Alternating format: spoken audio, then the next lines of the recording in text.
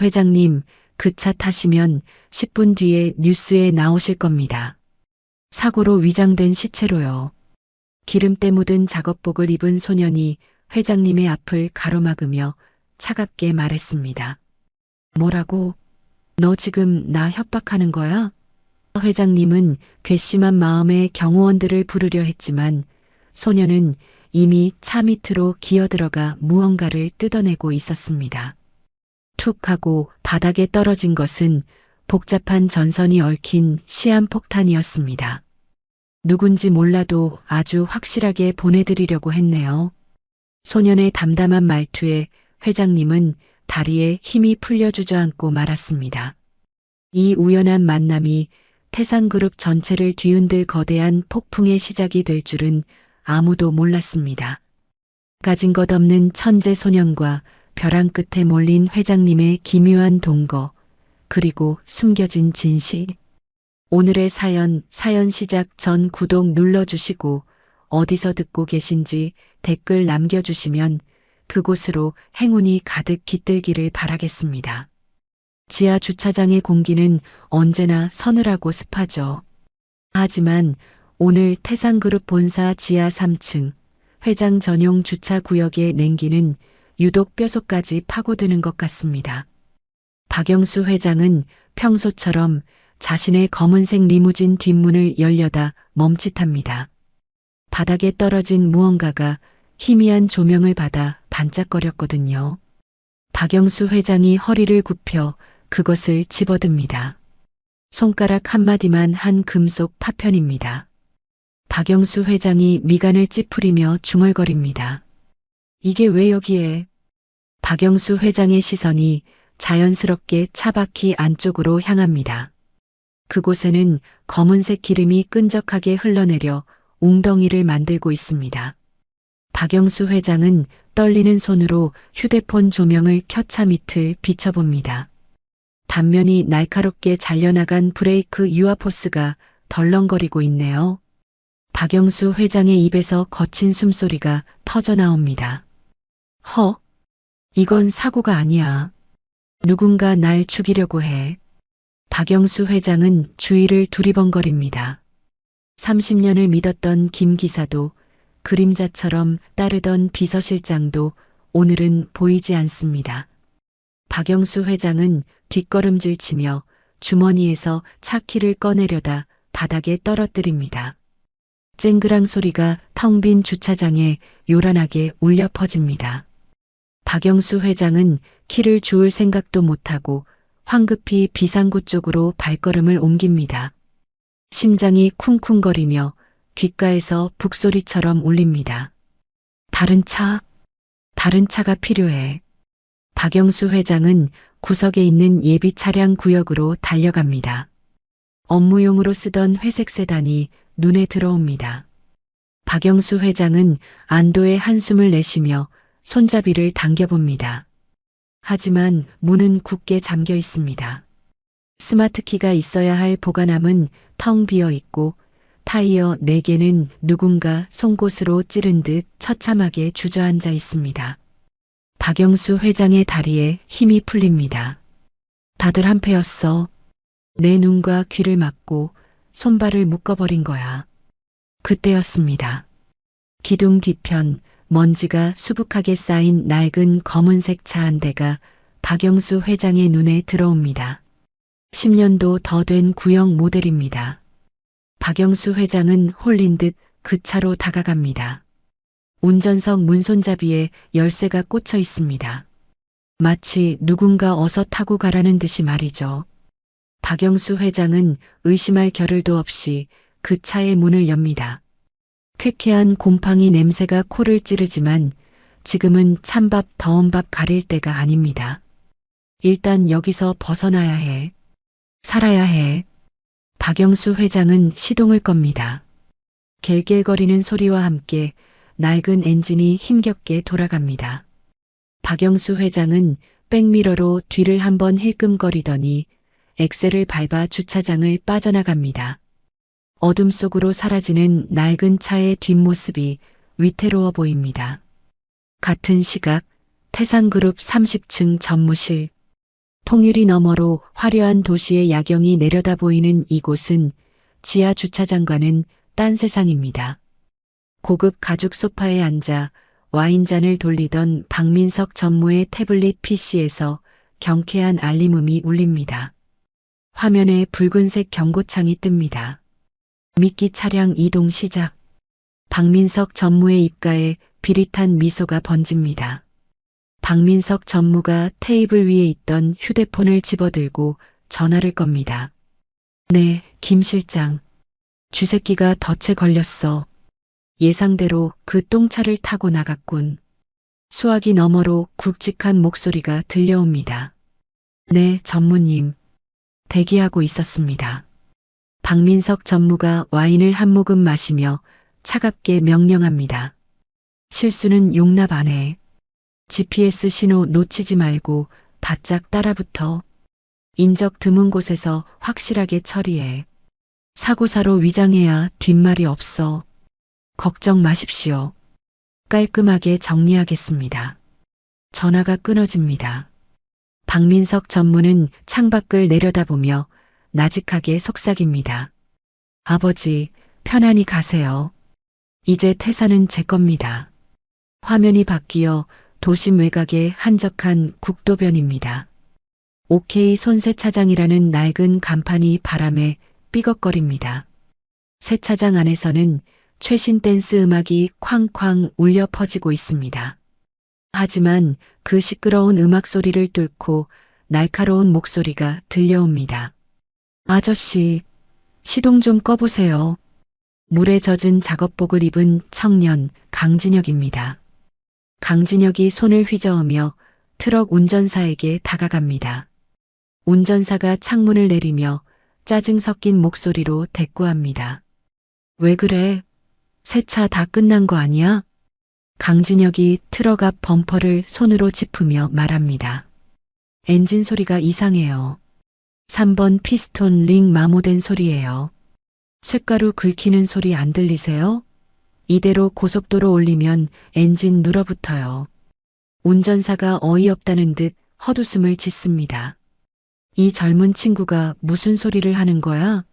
어제 정비소 갔다 왔는데 멀쩡하다던데? 그때 사무실에서 커피를 타들고 나오던 오 반장이 끼어듭니다. 오 반장이 사람 좋은 미소를 지으며 운전사에게 말합니다. 사장님, 속는 셈 치고 정비소 한번 다시 가보세요. 우리 진혁이 귀가 좀 밝아요. 기계 소리는 귀신같이 알아듣거든요. 저번에도 배달 오토바이 엔진 터질 거 맞췄잖아요. 운전사는 찝찝한 표정으로 고개를 갸웃거리며 트럭을 몰고 나갑니다. 트럭이 멀어지자 오 반장이 강진혁의 등을 팡팡 두드립니다. 아이고, 우리 진혁이. 너는 세차장에서 썩을 인재가 아니라니까. 내가 공대 교수님 소개시켜준데도 왜 말을 안 들어? 강진혁이 젖은 걸레를 짜며 덤덤하게 대답합니다. 반장님, 저 대학 안 가요. 할아버지 병원비 빚이 아직 3천만 원이나 남았어요. 그리고 저 없으면 여기 문 닫아야 하잖아요. 오 반장이 안타까운 눈빛으로 강진혁을 바라보며 혀를 찹니다. 돈이야 벌면 되지만 재능은 때가 있는 법인데 내 할아버지가 하늘에서 보시면 퍽이나 좋아하시겠다. 강진혁은 대답 대신 씩 웃어 보이고는 창고 뒤편으로 향합니다. 잠시 후 퍽, 퍽 하는 둔탁한 타격음이 들려옵니다. 강진혁이 샌드백을 치고 있습니다. 주먹이 허공을 가르는 속도가 눈에 보이지 않을 정도로 빠릅니다. 땀방울이 튀는 강진혁의 눈빛이 방금 전 순박한 알바생의 모습과는 전혀 다릅니다. 마치 사냥감을 노리는 맹수처럼 날카롭고 매섭습니다. 강진혁은 할아버지가 남긴 유언을 떠올립니다. 진혁아, 내 재능은 축복이자 저주다. 함부로 드러내지 마라. 하지만 지켜야 할 것이 생기면 그때는 주저하지 마라. 한편 박영수 회장은 식은땀을 흘리며 핸들을 잡고 있습니다. 낡은 구형 세단은 속도가 60km를 넘어가자 덜덜거리며 비명을 질러댑니다. 박영수 회장의 시야가 점점 흐릿해집니다. 극도의 긴장감과 며칠째 이어진 불면증이 한꺼번에 덮쳐온 탓입니다.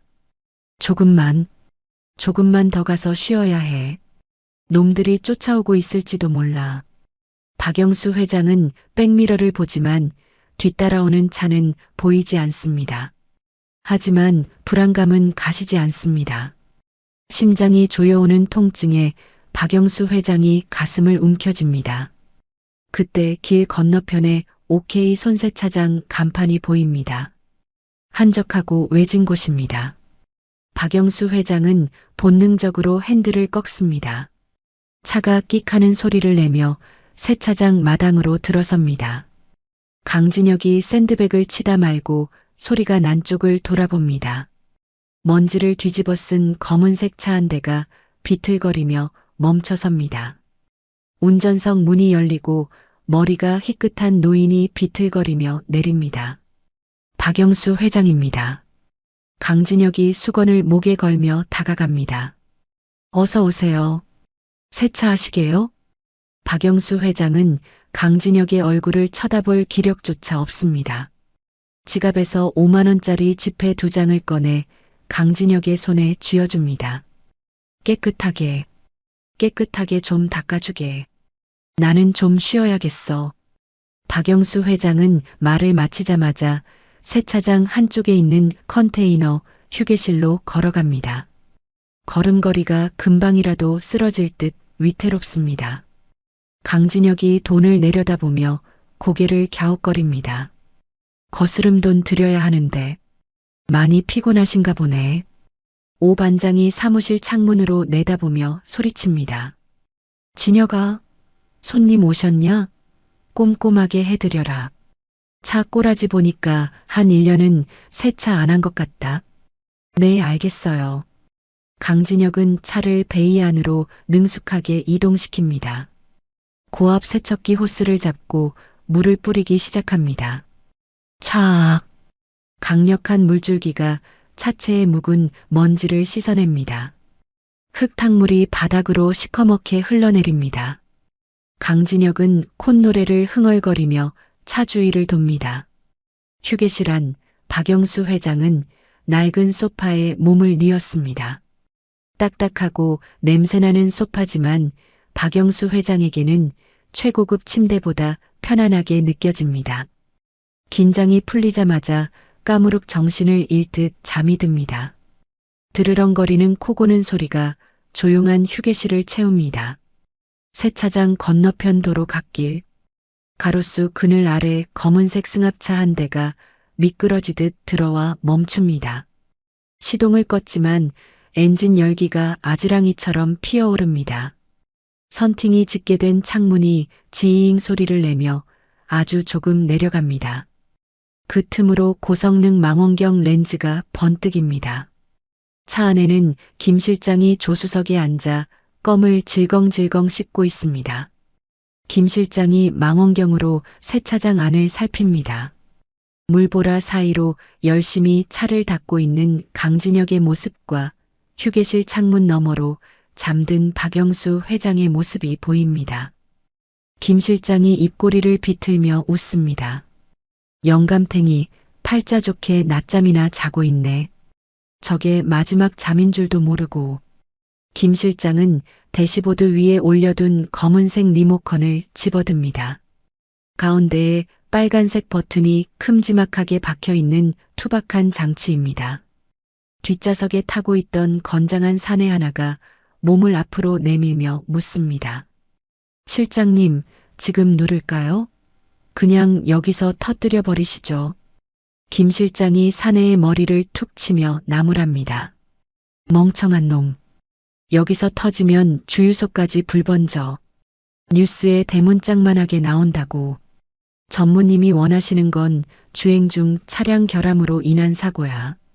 김 실장이 다시 망원경을 눈에 갖다 댑니다.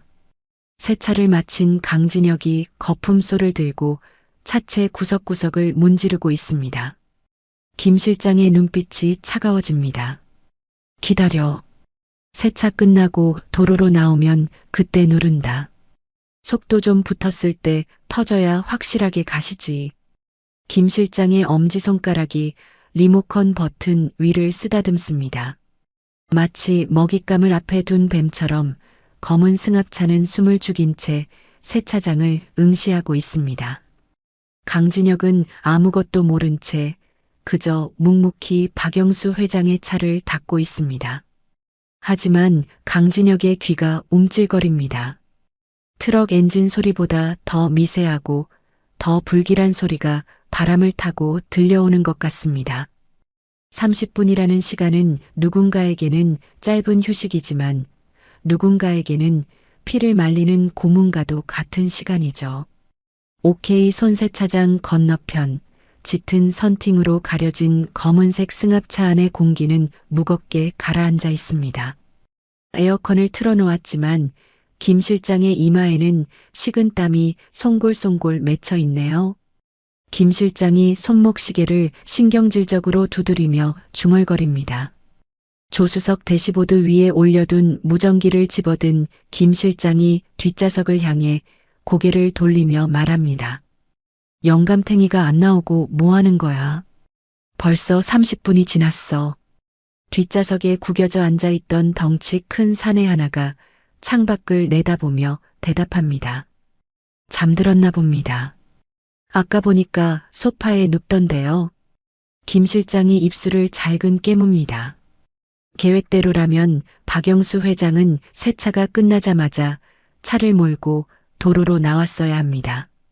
주행 중에 자연스럽게 엔진 과열로 폭발하는 그림, 그것이 박민석 전무가 원하는 시나리오니까요. 하지만 시간이 지체될수록 변수가 생길 확률은 높아집니다. 지나가는 순찰차라도 들어오거나 박영수 회장이 변덕을 부려 다른 사람을 부를 수도 있으니까요. 김 실장이 결단을 내린 듯 리모컨을 꽉 쥐며 말합니다. 안 되겠다. 도로 주행 중에 신호가 끊기거나 불발되면 골치 아파져. 차라리 지금 활성화시켜 놓는 게 낫겠어. 지금요? 그러다 여기서 터지면요? 멍청아, 이건 조건부라고 했잖아.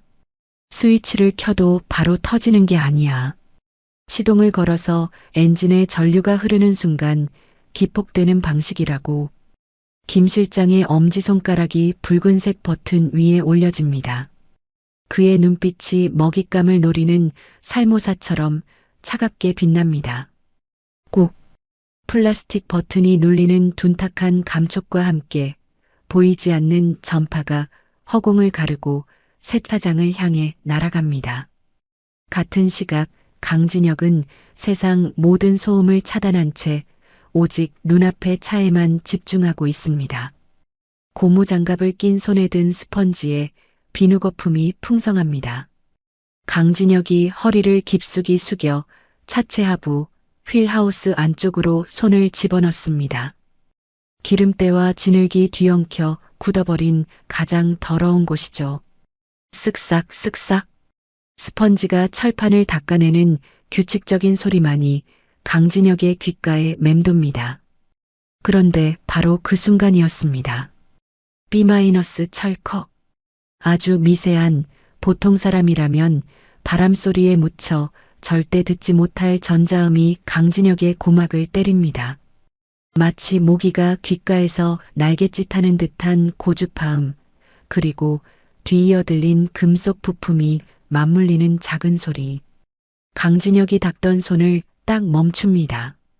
강진혁의 눈동자가 순식간에 커지며 초점을 좁힙니다. 이건 자동차에서 날 수 있는 소리가 아닙니다. 엔진이 식으면서 금속이 수축하는 소리도 배선이 합선되는 소리도 아닙니다. 이건 인위적인 기계 작동음입니다. 강진혁이 고개를 더 깊숙이 들이밀어 차축 안쪽을 살핍니다. 어두컴컴한 휠하우스 안쪽, 서스펜션 스프링 뒤쪽에 보이지 않는 사각지대. 그곳에 껌처럼 들러붙어 있는 검은색 물체가 보입니다. 기름때를 잔뜩 묻혀놔서 언뜻 보면 흙덩어리 같지만 강진혁의 눈을 속일 순 없죠. 강진혁이 조심스럽게 손을 뻗어 배선을 건드려 봅니다. 복잡하게 얽힌 전선들이 점화 플러그와 스타터 모터 쪽으로 교묘하게 연결되어 있습니다. 군용 고성능 폭약 시사, 그리고 원격 수신기가 달린 기폭 장치입니다. 강진혁의 머릿속에서 회로도가 순식간에 그려집니다. 수신기는 방금 켜졌다. 전원은 연결됐어. 이제 시동 버튼을 누르면 스타터 모터로 가는 전류가 뇌관을 때린다. 그 즉시 폭발한다. 강진혁의 등골이 서늘해집니다. 이건 단순한 협박용이 아닙니다. 운전자를 형체도 남기지 않고 날려버리겠다는 확실한 사리가 담긴 물건입니다. 강진혁이 천천히 몸을 일으킵니다. 본능적으로 위험을 감지한 야생동물처럼 강진혁의 시선이 세차장 주변을 빠르게 훑습니다. 누군가 보고 있습니다. 이 타이밍에 기폭장치를 켰다는 건 근처에서 이 차를 감시하고 있다는 뜻이니까요. 강진혁의 시선이 도로 건너편 가로수 밑에 멈춥니다. 주변 풍경과 어울리지 않는 검은색 승합차 한 대. 시동은 꺼져 있지만 사이드미러 거울 각도가 미세하게 움직이는 게 포착됩니다. 강진혁이 마른 침을 삼킵니다. 저기다. 놈들이 저기 있어. 그때 휴게실 문이 벌컥 열리며 박영수 회장이 걸어 나옵니다. 30분의 쪽잠이었지만 며칠 만에 푹 잔 덕분인지 박영수 회장의 안색이 한결 좋아 보입니다. 박영수 회장이 기지개를 켜며 강진혁에게 다가옵니다. 어이, 총각. 세차는 다 됐나? 차가 번쩍번쩍하구먼. 박영수 회장은 만족스러운 듯 고개를 끄덕이며 뒷주머니에서 두툼한 지갑을 꺼냅니다. 5만 원짜리 지폐 2장을 꺼내 강진혁 쪽으로 내밉니다. 잔돈은 됐네. 수고했어. 강진혁은 멍하니 서 있다가 기계적으로 돈을 받아 작업복 주머니에 넣습니다. 하지만 강진혁의 오른손은 주머니 속에서 차 키를 꽉 움켜쥐고 놓지 않습니다. 박영수 회장이 차 문을 열기 위해 손을 내밀며 말합니다. 차 키 주게. 갈 길이 바빠서 말이야. 강진혁은 움직이지 않습니다. 그저 굳게 담은 입술과 흔들림 없는 눈빛으로 박영수 회장을 응시할 뿐입니다. 지금 키를 주면 이 노인은 죽습니다. 시동을 거는 순간 이 낡은 세단은 불타는 관이 되어버릴 테니까요. 박영수 회장이 미간을 찌푸리며 다시 한번 손을 까딱거립니다. 이봐, 총각. 내 말 안 들려? 키 달라고 했잖아. 정적? 강진혁은 여전히 묵묵부답입니다. 박영수 회장의 얼굴이 불그락푸르락 달아오르기 시작합니다. 천하의 태상그룹 회장이 고작 동네 세차장 알바생에게 무시를 당하다니요. 박영수 회장이 버럭 소리를 지릅니다. 이 사람이 진짜 남의 차 키를 가지고 뭐 하는 거야. 당장 내놓지 못해. 고함 소리에 사무실에 있던 오 반장이 허겁지겁 뛰어나옵니다. 오 반장은 험악해진 분위기를 보고 화들짝 놀라 강진혁의 팔을 잡아끕니다. 야, 임마. 너 왜 그래?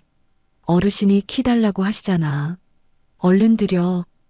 오 반장이 강진혁의 주머니에 손을 넣어 키를 꺼내려 하지만 강진혁은 오 반장의 손목을 부드럽게 막아섭니다. 그리고 낮지만 단호한 목소리로 말합니다. 안 됩니다. 박영수 회장이 기가 막히다는 듯 헛웃음을 터뜨리며 삿대질을 합니다. 뭐, 안 돼? 자네 지금 제정신인가? 내 차를 내가 가져가겠다는데 네가 뭔데 안 된다는 거야. 경찰 불러. 당장 경찰 부르라고. 오 반장이 어쩔 줄 몰라 하며 박영수 회장에게 연신 허리를 숙입니다. 아이고, 죄송합니다, 어르신. 이 녀석이 더위를 먹었나 봅니다. 제가 얼른 뺏어서 드리겠습니다. 진혁아, 너 진짜 미쳤어? 빨리 키 안 내놔? 새 차장은 순식간에 아수라장이 됩니다. 박영수 회장의 고함과 오 반장의 사정하는 소리가 뒤섞여 소란스러워집니다. 강진혁은 그 소란 속에서도 시선을 돌려 건너편 승합차를 주시합니다. 놈들이 반응할 때가 되었습니다. 승합차 안 김 실장은 망원경을 통해 이 모든 상황을 지켜보고 있습니다. 김 실장의 미간에 깊은 주름이 패입니다. 5분. 벌써 5분이 지났습니다. 차를 타고 나갔어야 할 박영수 회장이 차 앞에서 알바생과 옥신각신하고 있습니다. 단순히 세차비 문제로 보이지 않습니다. 김 실장이 불안한 듯 입술을 물어뜯으며 중얼거립니다. 뭐야? 왜 안 타? 저 알바놈은 또 왜 저러고 있어? 불길한 예감이 스칩니다. 혹시 박영수 회장이 차 밑을 본 걸까요? 아니면 저 알바생이 세차하다가 폭탄을 발견한 걸까요? 만약 그렇다면 경찰이 오기 전에 상황을 끝내야 합니다. 시간을 더 끌면 작전이 노출될 위험이 큽니다. 김 실장이 무전기를 집어 던지듯 내려놓으며 뒷좌석을 향해 소리칩니다. 안 되겠다. 야, 니들 지금 당장 나가. 뒷좌석에 있던 사내들이 깜짝 놀라 김 실장을 쳐다봅니다. 예, 저희가 나가라고요? 그래, 지금 상황이 꼬였어. 가서 정리해. 영감탱이가 눈치챈 것 같으면 억지로라도 차에 태워. 알바놈이 방해하면 그놈부터 밟아버리고. 알겠습니다. 드르륵. 승합차 문이 거칠게 열립니다. 검은 정장을 입은 건장한 사내 3명이 차에서 뛰어내립니다. 그들은 횡단보도 신호도 무시한 채 도로를 가로질러 세차장을 향해 전력 질주합니다. 세차장 바닥에 자갈이 튀어오르는 소리가 요란합니다. 박영수 회장은 여전히 오 반장에게 화를 내고 있습니다. 내가 누군지 알아. 이따위 가게 당장 문 닫게 해줄 수도 있어. 사장 교육을 어떻게 시킨 거야. 그때였습니다. 쿵, 쿵, 쿵. 육중한 발소리와 함께 검은 그림자 3개가 박영수 회장을 에워쌉니다. 숨을 헐떡이며 달려온 사내 중 우두머리가 박영수 회장을 향해 90도로 허리를 숙이며 우렁차게 소리칩니다. 회장님, 여기서 뭐하고 계십니까? 박영수 회장이 깜짝 놀라 뒷걸음질 칩니다. 오 반장도 입을 떡 벌리고 사내들을 올려다봅니다. 우두머리 사내가 땀을 뻘뻘 흘리며 걱정스러움과 위압감이 교묘하게 섞인 표정으로 박영수 회장에게 다가갑니다. 한참 찾았습니다, 회장님. 비서실에서 난리가 났습니다. 위험하게 수행원도 없이 이런 곳에 계시면 어떡합니까? 회장님, 무사하셔서 천만다행입니다. 검은 양복을 입은 사내들이 박영수 회장을 둘러쌉니다. 박영수 회장은 거칠게 숨을 몰아쉬며 가슴을 쓸어내립니다. 낯익은 얼굴들, 비서실 경호팀 소속 직원들입니다. 박영수 회장이 반가움에 목소리를 떨며 말합니다. 그래, 자네들이로군. 안 그래도 김 기사가 전화를 안 받아서 답답하던 참이었어. 어떻게 알고 여기까지 왔나? 우두머리 격인 사내가 박영수 회장의 팔을 부축하며 급하게 대답합니다. 그의 눈빛은 교묘하게 흔들리고 있습니다. 전무님께서 회장님 위치가 확인됐다고 긴급 호출하셨습니다. 지금 본사에서 비상이사회가 소집됐습니다. 1분 1초가 급합니다. 어서 차에 타시죠. 박영수 회장이 미간을 찌푸리며 되묻습니다. 이사회? 내가 소집하지도 않았는데 무슨 이사회야? 그리고 내 차는 지금. 일단 가면서 설명해 드리겠습니다. 시간이 없습니다. 사내들은 박영수 회장의 말을 자르며 등을 떠밉니다. 부축이라기보다는 강제로 끌고 가는 듯한 거친 손길입니다. 박영수 회장은 얼떨결에 차 뒷좌석 문 앞까지 밀려갑니다. 하지만 강진혁은 보고 있습니다. 사내들의 시선이 박영수 회장의 아니가 아닌 자신의 오른쪽 주머니에 꽂혀 있다는 것을요.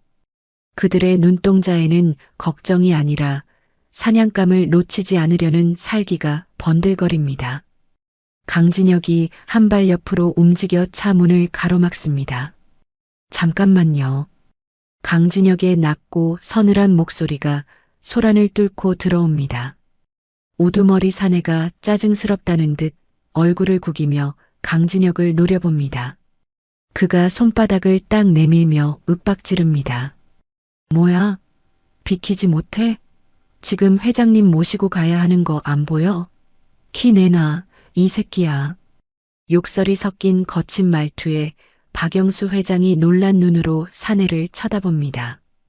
평소 깍듯하던 경호원들의 태도가 아닙니다. 강진혁은 꿈쩍도 하지 않은 채 사내를 응시합니다. 회장님을 모시는 분들이 회장님 말씀을 듣지도 않고 밀어붙이시네요. 이 자식이 말귀를 못 알아쳐먹네. 좋은 말로 할 때 내놔. 우리가 모시고 갈 테니까. 우두머리 사내가 더 이상 참지 못하고 강진혁의 멱살을 잡으려 손을 뻗습니다. 동시에 다른 손으로는 강진혁의 주머니를 향해 낚아채듯 덤벼듭니다. 순간 강진혁의 눈빛이 변합니다. 매서운 바람이 부는 듯한 속도입니다. 강진혁이 뻗어오는 사내의 손목을 가볍게 낚아챕니다. 그리고 반대 방향으로 비틉니다. 우둑. 건조한 뼈소리가 세차장에 울려 퍼집니다. 사내의 입에서 비명조차 나오지 않을 만큼 빠른 제압입니다. 사내가 고통에 일그러진 얼굴로 무릎을 꿇습니다. 강진혁은 잡은 손목을 놓지 않은 채 나직하게 경고합니다. 이 차는 못 가져가. 동료가 당하는 꼴을 본 뒤쪽의 사내가 고함을 지르며 달려듭니다. 이 새끼가 돌았나? 죽고 싶어? 사내가 소뚜껑만한 주먹을 휘두르며 강진혁의 안면을 노립니다.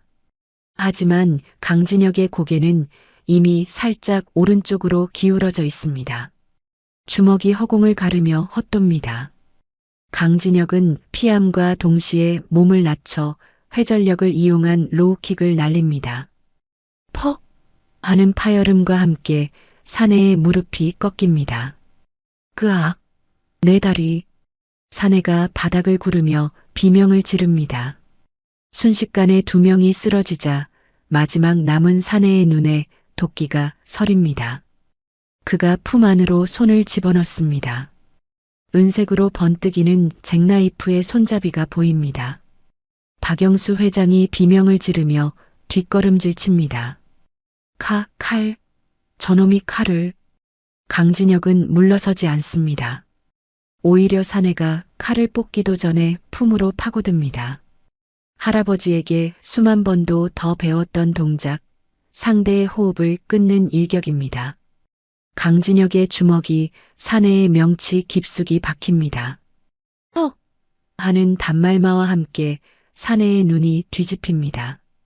거구의 몸이 마네킹처럼 힘없이 바닥으로 고꾸라집니다. 단 10초, 3명의 건장한 경호원들이 바닥에 널브러지는 데 걸린 시간입니다. 세차장에는 거친 숨소리와 신음소리만이 감돕니다. 오 반장은 입을 다물지 못한 채 멍하니 서 있고 박영수 회장은 공포에 질려 덜덜 떨고 있습니다. 강진혁이 옷매무새를 가다듬으며 박영수 회장에게 다가갑니다. 박영수 회장이 겁에 질려 손을 내저으며 소리칩니다. 오지 마. 너 정체가 뭐야? 왜 이 사람들을... 강진혁은 대답 대신 주머니에서 차키를 꺼내 보여줍니다. 그리고 차갑게 말합니다. 이 차는 차가 아닙니다. 회장님을 태울 관입니다. 그게 무슨 소리야? 강진혁은 대답 대신 주머니에서 휴대용 멀티툴을 꺼냅니다. 그리고 망설임 없이 차체 밑으로 기어 들어갑니다. 박영수 회장은 영문을 몰라 바닥에 엎드린 채 강진혁의 다리만 쳐다봅니다. 차 밑에서 툭, 툭 하는 소리와 무언가 잘리는 소리가 들립니다. 잠시 후 강진혁이 밖으로 나옵니다. 그의 손에는 검은 테이프로 칭칭 감긴 손바닥만 한 덩어리가 들려 있습니다. 강진혁이 그것을 박영수 회장의 발치에 던집니다. 철퍼덕. 박영수 회장이 화들짝 놀라 뒤로 물러납니다. 그 덩어리 한가운데 박힌 작은 램프가 붉은색으로 깜빡이고 있습니다. 삐, 삐, 삐. 규칙적인 전자음이 박영수 회장의 심장 박동과 맞물립니다. 복잡하게 얽힌 전선들 사이로 뇌관과 고체 폭약이 보입니다. 박영수 회장은 군대를 다녀온 대한민국 남자라면 누구나 알 수 있는 그것의 정체를 깨닫습니다. 시사폭탄입니다. 이건 박영수 회장의 다리에 힘이 풀립니다. 그대로 아스팔트 바닥에 주저앉습니다. 입술이 파르르 떨리며 말이 나오지 않습니다. 강진혁이 손에 묻은 기름때를 털어내며 덤덤하게 설명합니다. 시동 모터 배선에 연결되어 있었습니다. 키를 돌리는 순간 터지게 되어 있었죠. 제가 발견했을 때 이미 수신기가 켜져 있었습니다. 강진혁이 손가락을 들어 도로 건너편을 가리킵니다. 아직 시동을 켜둔 채 상황을 주시하고 있는 검은색 승합차입니다. 저놈들입니다. 저 차 안에서 리모컨을 눌렀어요. 회장님이 직접 운전해서 도로로 나가다가 사고로 죽은 것처럼 위장하려 했던 겁니다. 저들이 왜 억지로 회장님을 태우려 했는지 이제 아시겠죠? 박영수 회장의 시선이 승합차로 향합니다. 모든 퍼즐이 맞춰집니다. 브레이크 고장, 펑크난 예비 차량들, 그리고 이 폭탄까지 단순한 위협이 아니었습니다. 이건 완벽하고 치밀한 사형 선고였습니다. 박영수 회장이 바닥을 치며 오열하듯 소리칩니다. 어떻게 나한테 이럴 수가 있어. 내가 제놈들을 얼마나 믿었는데. 그때 건너편 승합차의 엔진음이 거칠게 울부짖습니다. 작전이 실패했음을 깨달은 김 실장이 도주를 선택한 것입니다. 타이어 타는 냄새를 풍기며 승합차가 급발진합니다. 오 반장이 소리칩니다. 저놈들 도망간다. 잡아. 하지만 이미 승합차는 맹렬한 속도로 도로를 질주의 시야에서 멀어집니다. 강진혁은 쫓아가는 대신 가만히 그 차의 뒤를 응시합니다. 그의 입술이 조용히 움직입니다. 서울 34, 9 8291, 검은색 스타렉스. 강진혁은 차량 번호를 머릿속에 각인시킵니다. 절대 잊지 않을 것입니다. 자신의 일터에 흙탕물을 튀기고 죄 없는 노인을 죽이려 한 대가를 반드시 치르게 할 것입니다. 박영수 회장은 넋이 나간 사람처럼 폭탄을 바라보다가 떨리는 손으로 휴대폰을 찾습니다. 하지만 휴대폰은 이미 쓰레기통에 버리고 온 지 오래입니다. 박영수 회장이 진혁의 바짓단을 붙잡고 애원하듯 말합니다. 민석이야. 내 아들놈 짓이야. 그놈 말고는 내 동선을 이렇게 꿰뚫고 있을 사람이 없어. 회사 경호팀까지 움직일 수 있는 건 그놈뿐이야. 박영수 회장의 눈에서 굵은 눈물이 뚝뚝 떨어집니다. 천륜을 어버린 자식에 대한 배신감, 그리고 죽음의 문턱에서 살아 돌아온 공포가 뒤섞인 눈물입니다. 멀리서 경찰차 사이렌 소리가 들려옵니다. 오 반장이 신고한 모양입니다. 박영수 회장이 화들짝 놀라며 강진혁의 손을 꽉 잡습니다. 노인의 손은 차갑고 축축합니다. 그리고 간절합니다. 총각. 아니, 자네 이름이 뭔가? 강진혁입니다. 진혁군, 제발 부탁하네. 경찰한테는 아무 말 말아줘. 지금 경찰이 개입하면 내 아들놈이 무슨 짓을 해서라도 빠져나갈 거야. 게다가 그룹 주가가 폭락하면 다 끝장이야. 박영수 회장이 비틀거리며 일어섭니다. 그리고 강진혁의 어깨를 잡고 눈을 맞춥니다. 처음 세차장에 들어올 때의 거만한 회장님은 온데간데 없습니다. 지금 강진혁 앞에 있는 건 살려달라고 비는 힘없는 노인일 뿐입니다. 자니가 날 좀 지켜주게. 내 돈도 권력도 다 필요 없어. 지금 내 곁엔 아무도 없어. 믿을 놈이 하나도 없단 말이야. 박영수 회장의 목소리가 갈라집니다. 그는 강진혁의 눈에서 무언가를 봅니다. 자신의 목숨을 노리는 하이에나 같은 자식들과는 다른 맑고 단단한 눈빛. 오직 강진혁만이 이 지옥 같은 상황에서 자신을 구해줄 동아줄처럼 느껴집니다. 내 비서가 되어줘. 아니, 내 그림자가 되어줘. 자니가 원하는 건 뭐든지 다 들어주겠네. 제발, 이 늙은이 목숨 좀 부지하게 도와주게. 강진혁은 박영수 회장의 눈을 깊이 들여다봅니다. 그 눈 속에서 병실 침대에 누워 마지막 숨을 몰아쉬던 할아버지의 눈빛이 겹쳐집니다. 약한 사람을 외면하지 마라. 할아버지의 유언이 귓가에 맴돕니다. 강진혁은 잠시 침묵하다가 고개를 천천히 끄덕입니다. 알겠습니다. 다음 날 아침 서울 강남의 노른자 위에 우뚝 솟은 태상그룹 본사 로비는 평소와 다름없이 분주합니다. 출근하는 직원들의 발걸음 소리와 엘리베이터 도착 알림음이 섞여 백색 소음을 만들어냅니다.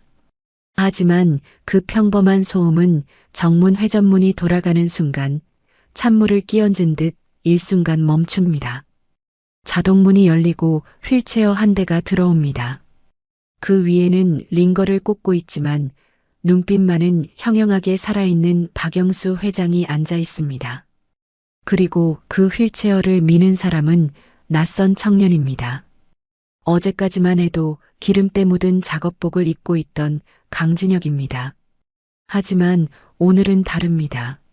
몸에 딱 맞는 맞춤 블랙 수트를 입은 강진혁은 마치 태어날 때부터 그 옷을 입고 있었던 것처럼 자연스럽고 기품이 흐릅니다. 날카로운 턱선과 흔들림 없는 시선, 그리고 주변을 경계하는 절제된 움직임은 로비에 있던 직원들의 시선을 단번에 사로잡습니다. 저분, 회장님 아니야? 위독하시다고 기사 났던데? 뒤에 있는 사람은 누구지? 처음 보는 얼굴인데. 직원들이 웅성거리며 길을 터줍니다. 마치 모세의 기적처럼 인파가 갈라지고 박영수 회장과 강진혁은 곧장 임원 전용 엘리베이터로 향합니다. 강진혁이 엘리베이터 버튼을 누르며 낮게 속삭입니다. 긴장하지 마세요, 회장님. 제가 뒤에 있습니다. 박영수 회장이 휠체어 손잡이를 꽉 잡으며 고개를 끄덕입니다. 그래, 자네만 믿겠네. 전쟁터로 가보자고. 같은 시각 35층 대회의실. 긴급 이사회가 열리고 있습니다. 상석, 회장의 빈자리를 차지하고 앉은 박민석 전무의 표정은 엄숙함으로 위장되어 있습니다. 그가 마이크를 잡고 침통한 목소리로 연설을 시작합니다. 부친께서 갑작스러운 건강 악화로 의식 불명 상태이십니다. 그룹의 경영 공백을 최소화하기 위해 오늘부로 비상 경영 체제를 선포하고 제가 회장 대행직을 수행하고자. 박민석 전무가 의사봉을 들어 책상을 내리치려는 순간이었습니다. 쾅! 육중한 회의실 문이 활짝 열리며 벽에 부딪힙니다. 모든 임원의 시선이 문 쪽으로 쏠립니다. 박민석 전무의 손이 허공에 멈춥니다. 그의 눈동자가 믿을 수 없다는 듯 심하게 흔들립니다. 누가 의식 불명이라는 거냐? 박영수 회장의 쩌렁쩌렁한 목소리가 회의실을 울립니다. 강진혁이 휠체어를 밀고 당당하게 회의실 중앙으로 들어옵니다. 박민석 전무가 자리에서 벌떡 일어납니다. 얼굴이 하얗게 질려 있습니다. 죽었어야 할 노인이 뼈 한 조각 남지 않고 타버렸어야 할 아버지가 멀쩡히 살아서 눈앞에 나타난 것입니다. 아, 아버지. 아니, 회장님, 어떻게. 박영수 회장이 콧방귀를 뀌며 박민석 전무를 노려봅니다. 왜? 내가 죽어서 장례식이라도 치를 줄 알았나? 아쉽게 됐구먼. 내가 명줄이 좀 즐겨서 말이야. 회의실 내에 웅성거림이 파도처럼 번집니다. 박민석 전무 라인에 줄을 섰던 임원들은 눈치를 보며 고개를 숙이고 중립을 지키던 이사들은 안도의 한숨을 내쉽니다. 박민석 전무는 덜덜 떨리는 손을 감추려 주먹을 꽉 쥡니다. 이대로 물러설 수는 없습니다. 박민석 전무의 시선이 박영수 회장 뒤에 서 있는 강진혁에게 꽂힙니다. 처음 보는 놈입니다. 김 실장이 보고했던 그 세차장 알바생임이 틀림없습니다. 박민석 전무가 표정을 굳히며 소리칩니다. 회장님, 건강이 안 좋으신 분이 여기까지 오시다니요. 그리고 저 근본 없는 놈은 뭡니까? 외부인은 출입 금지입니다. 보안 요원, 뭐해? 당장 저놈 끌어내. 문 밖에 대기하던 보안 요원들이 머뭇거리며 들어오려 합니다. 그때 강진혁이 한 발 앞으로 나서며 박영수 회장의 앞을 가로막습니다. 그리고 보안 요원들을 향해 손바닥을 펼쳐 제지합니다. 위압감이 서린 눈빛의 보안 요원들이 주춤하며 멈춰섭니다. 박영수 회장이 지팡이로 바닥을 쿵 찍으며 호통을 칩니다. 그만, 이 사람은 내 손님이다. 아니, 오늘부터 내 눈과 귀가 될 사람이야. 박영수 회장이 이사들을 둘러보며 선언합니다. 소개하지. 강진혁 군이다. 내 직속 수석 비서관이자 내가 부재시 내 모든 권한을 대리할 대리인으로 임명한다. 회의실이 발칵 뒤집힙니다. 수석 비서관도 모자라 대리인이라니요. 박민석 전무가 책상을 치며 반발합니다. 회장님, 제정신이십니까? 어디서 굴러먹던 놈인지도 모르는 어린애한테 대리인이라니요. 이사회 정관 위반입니다. 정관? 내 목숨을 구한 사람한테 자격 따위가 무슨 소용이야. 불만 있으면 나가. 박영수 회장의 강경한 태도에 박민석 전무는 입술을 깨뭅니다. 여기서 더 대들었다가는 페류나로 낙인 찍힐 뿐입니다. 박민석 전무는 김 이사에게 눈짓을 보냅니다. 플랜 B를 가동하라는 신호입니다. 김 이사가 헛기침을 하며 자리에서 일어납니다. 회장님의 결정은 존중합니다만 회사는 감정으로 운영하는 곳이 아닙니다. 최근 회장님께서 주도하신 신제품 자율주행차 타이탄의 센서 결함 문제로 주가가 곤두박질 치고 있습니다. 김 이사가 프레젠테이션 화면을 띄웁니다. 차량이 장애물을 인식하지 못하고 충돌하는 영상이 재생됩니다. 보시다시피 원인 불명의 센서 오류가 반복되고 있습니다. 기술팀에서는 하드웨어 전면 교체를 주장하는데 회장님께서는 예산 문제로 반대하셨죠. 이 판단 미스가 회사를 위기로 몰아넣고 있습니다. 과연 회장님의 판단력이 예전 같으신지 의문입니다. 이사들이 동요하기 시작합니다. 기술적인 문제는 경영진의 아킬레스건입니다. 박영수 회장도 이 부분에 대해서는 할 말이 없어 입을 다뭅니다. 박민석 전무의 입가에 비로소 미소가 번집니다. 노인네를 무능한 치매 환자로 몰아갈 절호의 기회입니다. 그때 강진혁이 조용히 손을 듭니다. 잠깐만요. 그 오류 하드웨어 문제가 아닙니다. 모두의 시선이 강진혁에게 쏠립니다. 김 이사가 코웃음을 칩니다. 비서관님, 여기는 공학 박사들도 해결 못한 문제를 논하는 자리입니다. 비전문가가 끼어들 자리가 아닙니다. 강진혁은 대답 대신 회의실 한쪽에 전시된 타이탄의 데모용 센서 모듈 앞으로 걸어갑니다. 그리고 주머니에서 자신의 스마트폰을 꺼냅니다. 박사님들이 너무 어렵게 생각하셔서 그렇습니다. 답은 아주 단순한 곳에 있거든요. 강진혁이 센서 모듈의 전원을 켭니다. 모니터에 정상 작동이라는 녹색불이 들어옵니다. 강진혁은 스마트폰으로 어딘가에 전화를 겁니다.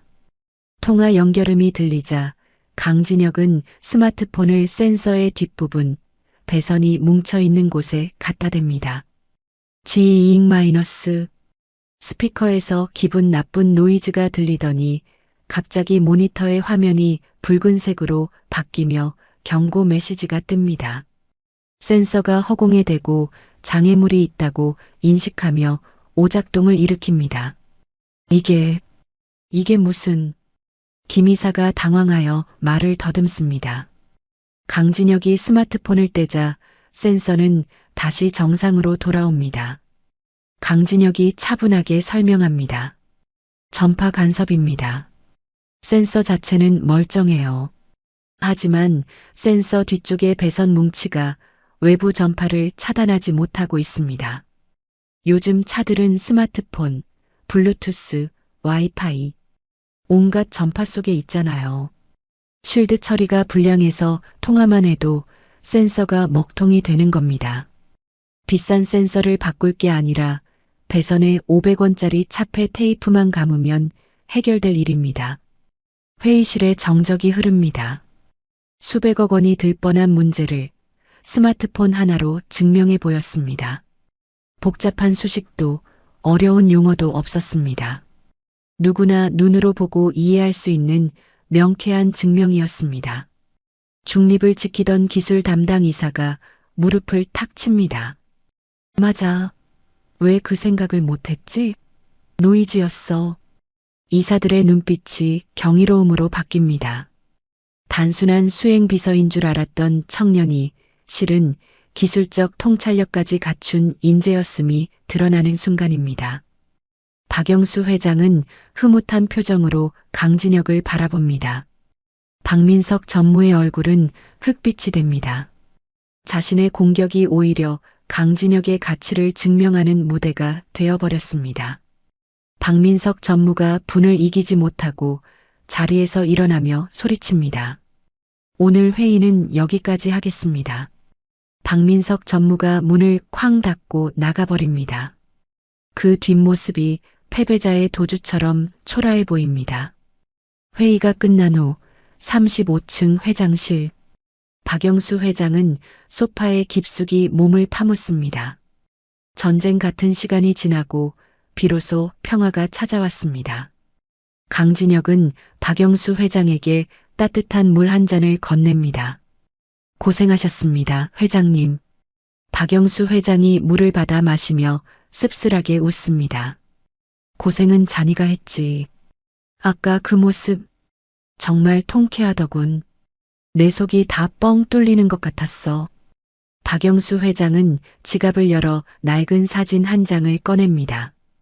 어린아이를 안고 있는 젊은 시절의 박영수 회장, 그리고 그 옆에 웃고 있는 아들의 모습입니다. 내 큰아들 놈이야. 교통사고로 일찍 갔지.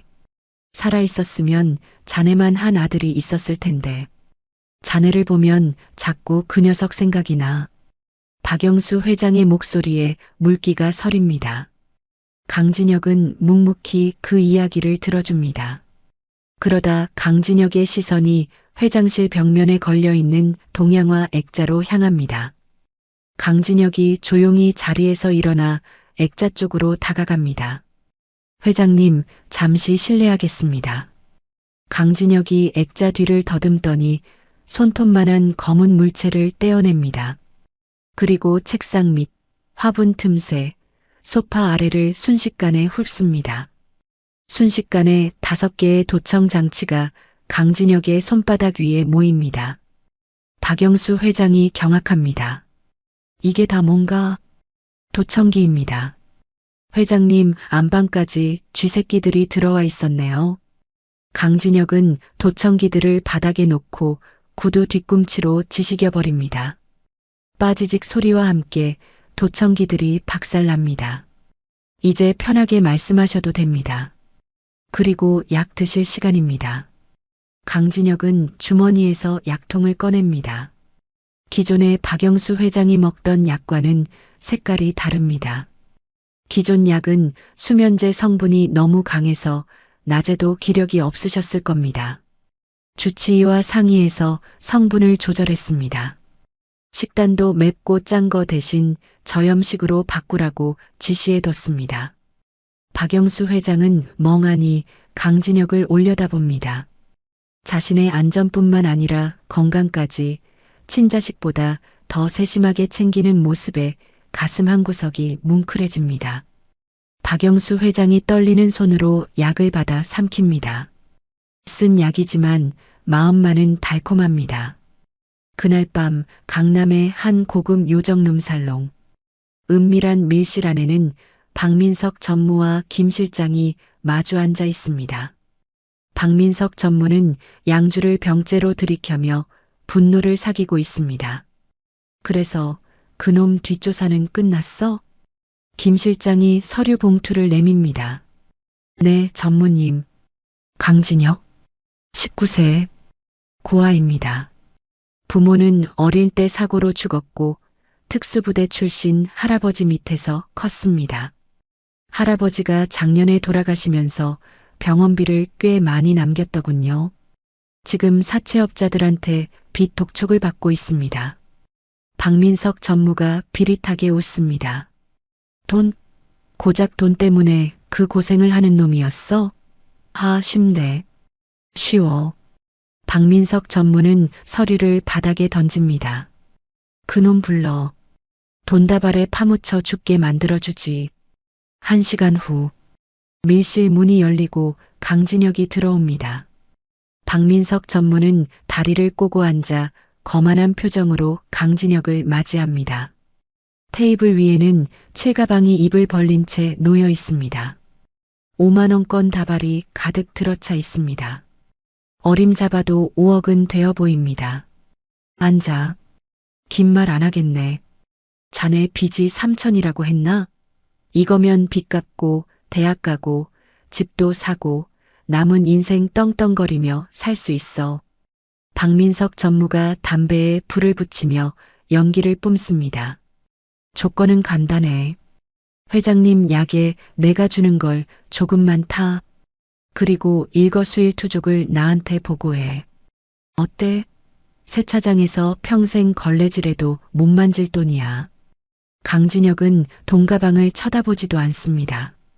그저 박민석 전무의 눈을 똑바로 응시할 뿐입니다. 그 눈빛이 너무나 맑고 투명해서 박민석 전무는 순간 위축되는 느낌을 받습니다. 전무님, 강진혁의 목소리는 낮지만 단단합니다. 사람을 잘못 보셨네요. 강진혁이 테이블 위에 돈가방 뚜껑을 닫아버립니다. 탁 하는 소리가 밀실의 정적을 깹니다. 저는 빚 갚으려고 회장님 옆에 있는 게 아닙니다. 그리고 강진혁이 자리에서 일어나며 마지막 한마디를 남깁니다. 회장님은 가격표가 없는 분입니다. 당신 같은 장사치 눈에는 돈으로 보이겠지만 저한테는 가족입니다. 강진혁은 미련 없이 등을 돌려나갑니다. 박민석 전무의 얼굴이 불그락푸르락 달아오르다 못해 터질 듯 일그러집니다. 감히 천한 알바생 주제에 자신을 훈계하고 나갔습니다. 박민석 전무가 고함을 지르며 양주병을 벽에 집어던집니다. 와장창 파편이 사방으로 튑니다. 저 건방진 새끼가 죽여. 당장 죽여버려. 김 실장이 겁에 질려 묻습니다. 어떻게 할까요? 교통사고로 위장할까요? 아니, 사고 따위는 필요 없어. 쥐도 새도 모르게 찢어발겨. 해외 쪽에 연락해. 제일 독하고 잔인한 놈들로. 박민석 전무의 눈에 광기가 서립니다. 블랙 맘바? 그래, 그놈들을 불러. 태상그룹 전체를 피바다로 만들어서라도 그 새끼 목을 따와. 한 달이라는 시간은 계절이 바뀌기엔 짧지만 사람의 인생이 바뀌기엔 충분한 시간이죠. 태상그룹 회장실의 공기는 몰라보게 달라졌습니다. 차가운 소독약 냄새와 날카로운 긴장감 대신 은은한 모가차 향기와 편안한 클래식 음악이 흐르고 있네요. 박영수 회장의 얼굴에는 생기가 돕니다. 움푹 파였던 볼살이 통통하게 올랐고 늘 붉게 충혈되어 있던 눈동자는 맑아졌습니다. 강진혁이 식단부터 수면 시간까지 철저하게 관리한 덕분입니다.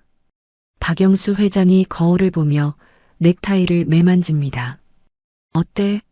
나 좀 회춘한 것 같지 않나?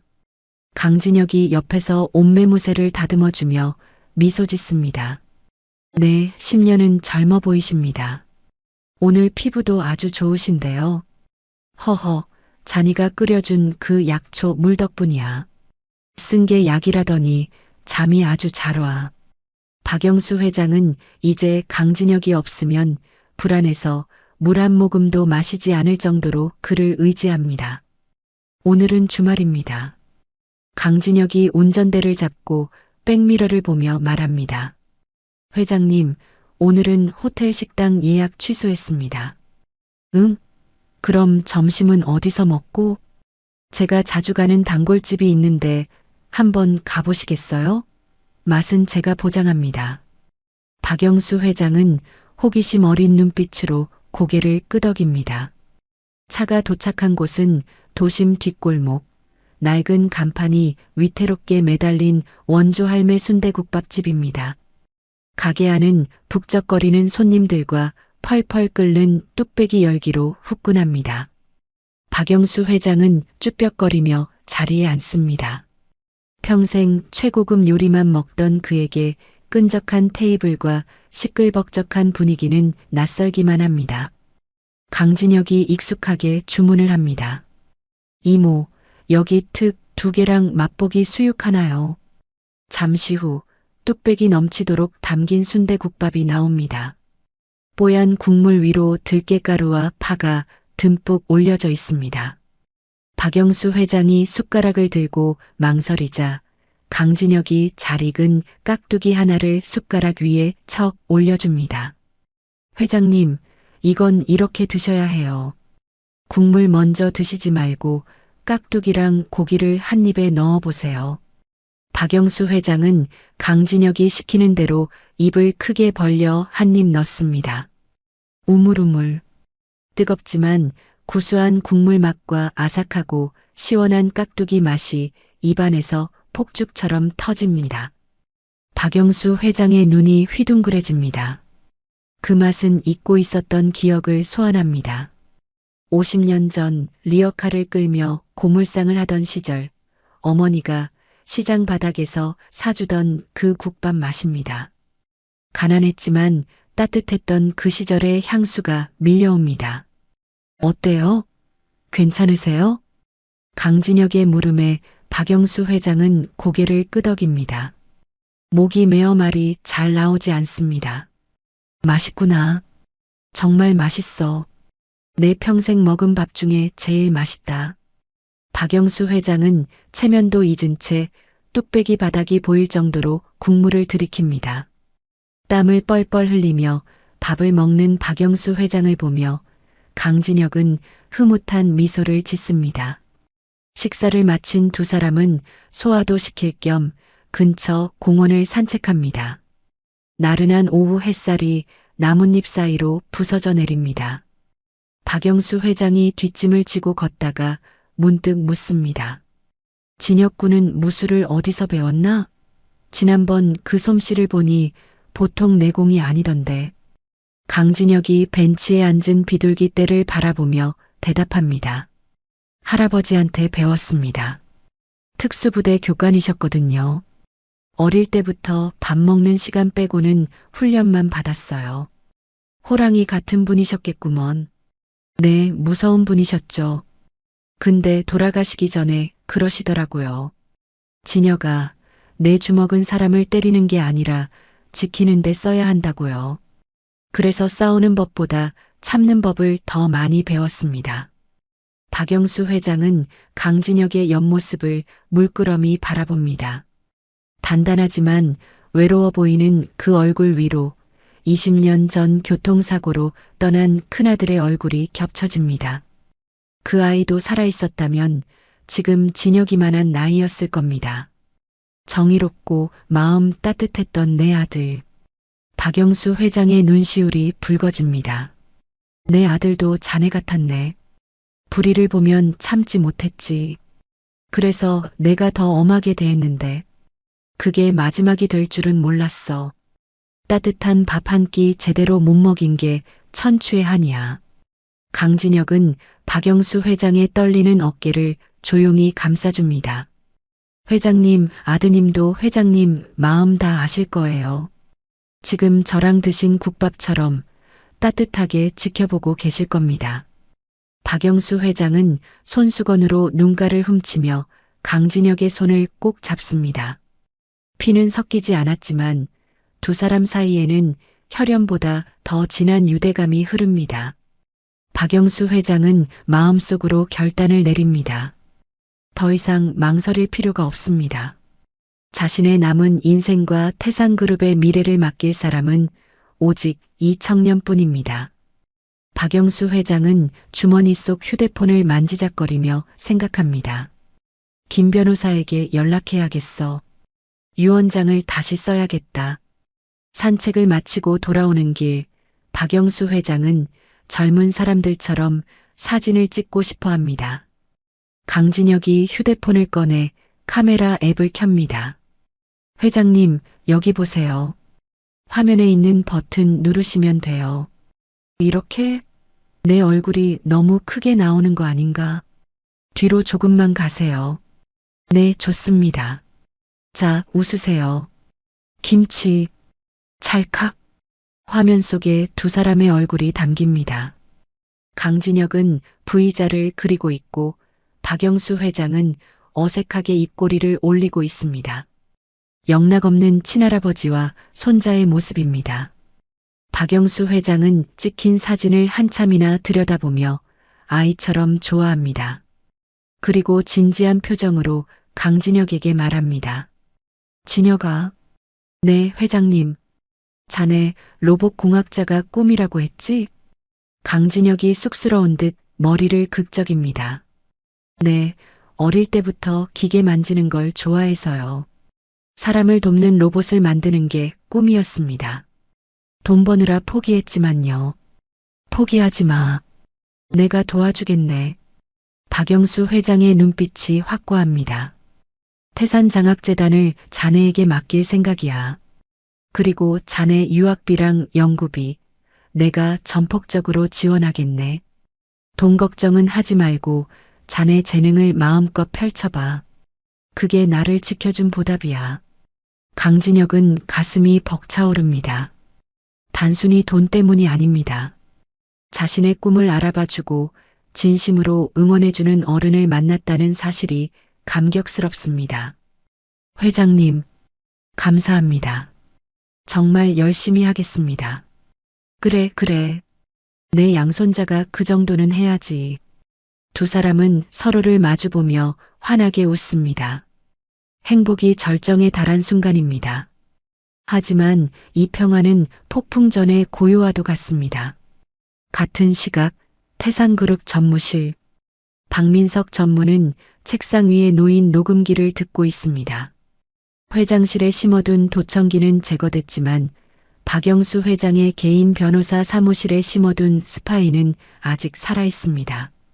스파이의 다급한 목소리가 흘러나옵니다. 전무님, 큰일 났습니다. 회장님이 내일 변호사를 부르셨습니다. 유언장을 전면 수정하시겠답니다. 전 재산을 사회에 환원하고 경영권 승계는 보류한다는 내용이 포함될 것 같습니다. 그리고 강진혁이라는 청년에게 상당 부분의 지분을. 우직근. 박민석 전무의 손에 들려있던 만년필이 두 동강 납니다. 검은 잉크가 손가락을 타고 피처럼 흘러내립니다. 박민석 전무의 눈이 뱀처럼 가늘어집니다. 노망난 늙은이가 결국 선을 넘는구나. 내 밥그릇을 걷어차고 굴러온 똥개한테 주겠다? 박민석 전무가 인터폰을 누릅니다. 김 실장 들어와. 계획 변경이다. 김 실장이 들어오자 박민석 전무는 달력의 날짜 하나를 빨간 펜으로 동그라미 칩니다. 내일 모레 태상그룹 창립 50주년 기념행사 날입니다. 더 이상 지체할 수 없어. 유 원장의 도장 찍기 전에 끝내야 해. 창립 기념일, 그날이 늙은이 제삿날이다. 하지만 전무님, 행사장은 보는 눈이 너무 많습니다. 기자들도 오고 귀빈들도. 그러니까 더 좋은 거야. 혼란스러울수록 쥐도 새도 모르게 채가기 쉽지. 블랙 맘바 애들 대기시켜. 그리고 행사장 경호팀장, 입금 확실하게 했지? 네, 이미 저희 쪽 사람입니다. 박민석 전무가 붉은색 동그라미를 펜촉으로 마구 찌릅니다. 종이가 찢어지도록. 이틀 뒤 태상그룹 창립 50주년 기념행사장. 호텔 대연회장은 수많은 인파로 발 디딜 틈이 없습니다. 화려한 샹들리에 조명 아래 정재계 인사들과 기자들이 샴페인 잔을 들고 웃고 떠듭니다. 하지만 강진혁의 표정은 굳어 있습니다. 박영수 회장의 휠체어를 밀며 들어서는 순간부터 등골이 서늘한 살기를 느꼈기 때문입니다. 강진혁의 시선이 행사장 곳곳에 배치된 경호업체 직원들을 훑습니다. 유니폼은 입고 있지만 그들의 눈빛은 일반적인 보안 요원의 그것이 아닙니다. 초점이 없고 움직임이 지나치게 날카롭습니다. 그리고 넥타이 핀으로 위장한 이어 마이크로 끊임없이 무언가를 주고받고 있습니다. 강진혁이 박영수 회장에게 몸을 숙여 속삭입니다. 회장님, 분위기가 이상합니다. 오늘은 일찍 자리를 뜨시는 게 좋겠습니다. 박영수 회장도 강진혁의 긴장감을 감지하고 고개를 끄덕이려는 찰나였습니다. 따르릉, 따르릉. 귀를 찢는 듯한 화재 경보음이 연회장에 울려 퍼집니다. 동시에 천장에 설치된 스프링클러가 터지며 물줄기가 쏟아집니다. 순식간에 아수라장이 됩니다. 사람들이 비명을 지르며 출구로 쇄도합니다. 불이다. 불이야. 야, 밀지 마세요. 강진혁이 박영수 회장의 휠체어를 보호하며 소리칩니다. 회장님, 꽉 잡으세요. 그때 경호팀장이 인파를 해치고 달려옵니다. 평소 박영수 회장이 신임하던 최 팀장입니다. 그가 다급한 표정으로 외칩니다.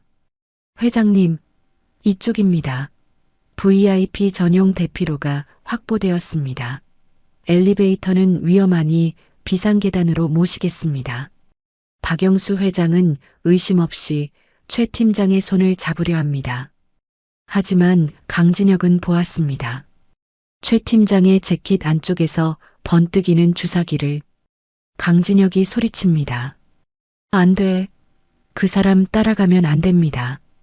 강진혁이 손을 뻗어 박영수 회장을 잡으려 하지만 갑자기 검은 정장을 입은 건장한 남자들이 강진혁의 앞을 가로막습니다.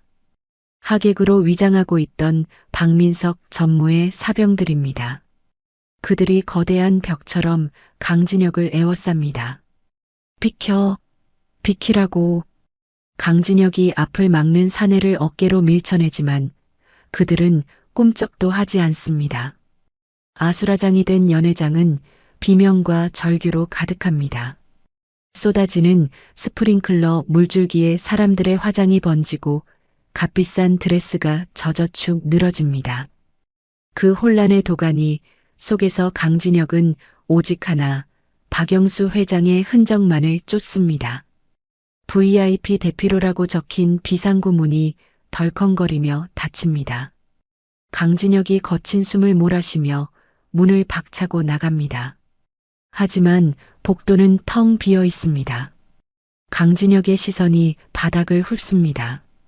물에 젖은 대리석 바닥 위로 휠체어 바퀴 자국이 선명하게 남아 있습니다. 그런데 이상합니다. 지하 주차장으로 향하는 비상 계단 쪽이 아닙니다. 바퀴 자국은 건물 뒤편 화물용 승강기 쪽으로 이어져 있습니다. 화물 승강기. 강진혁의 미간이 좁혀집니다.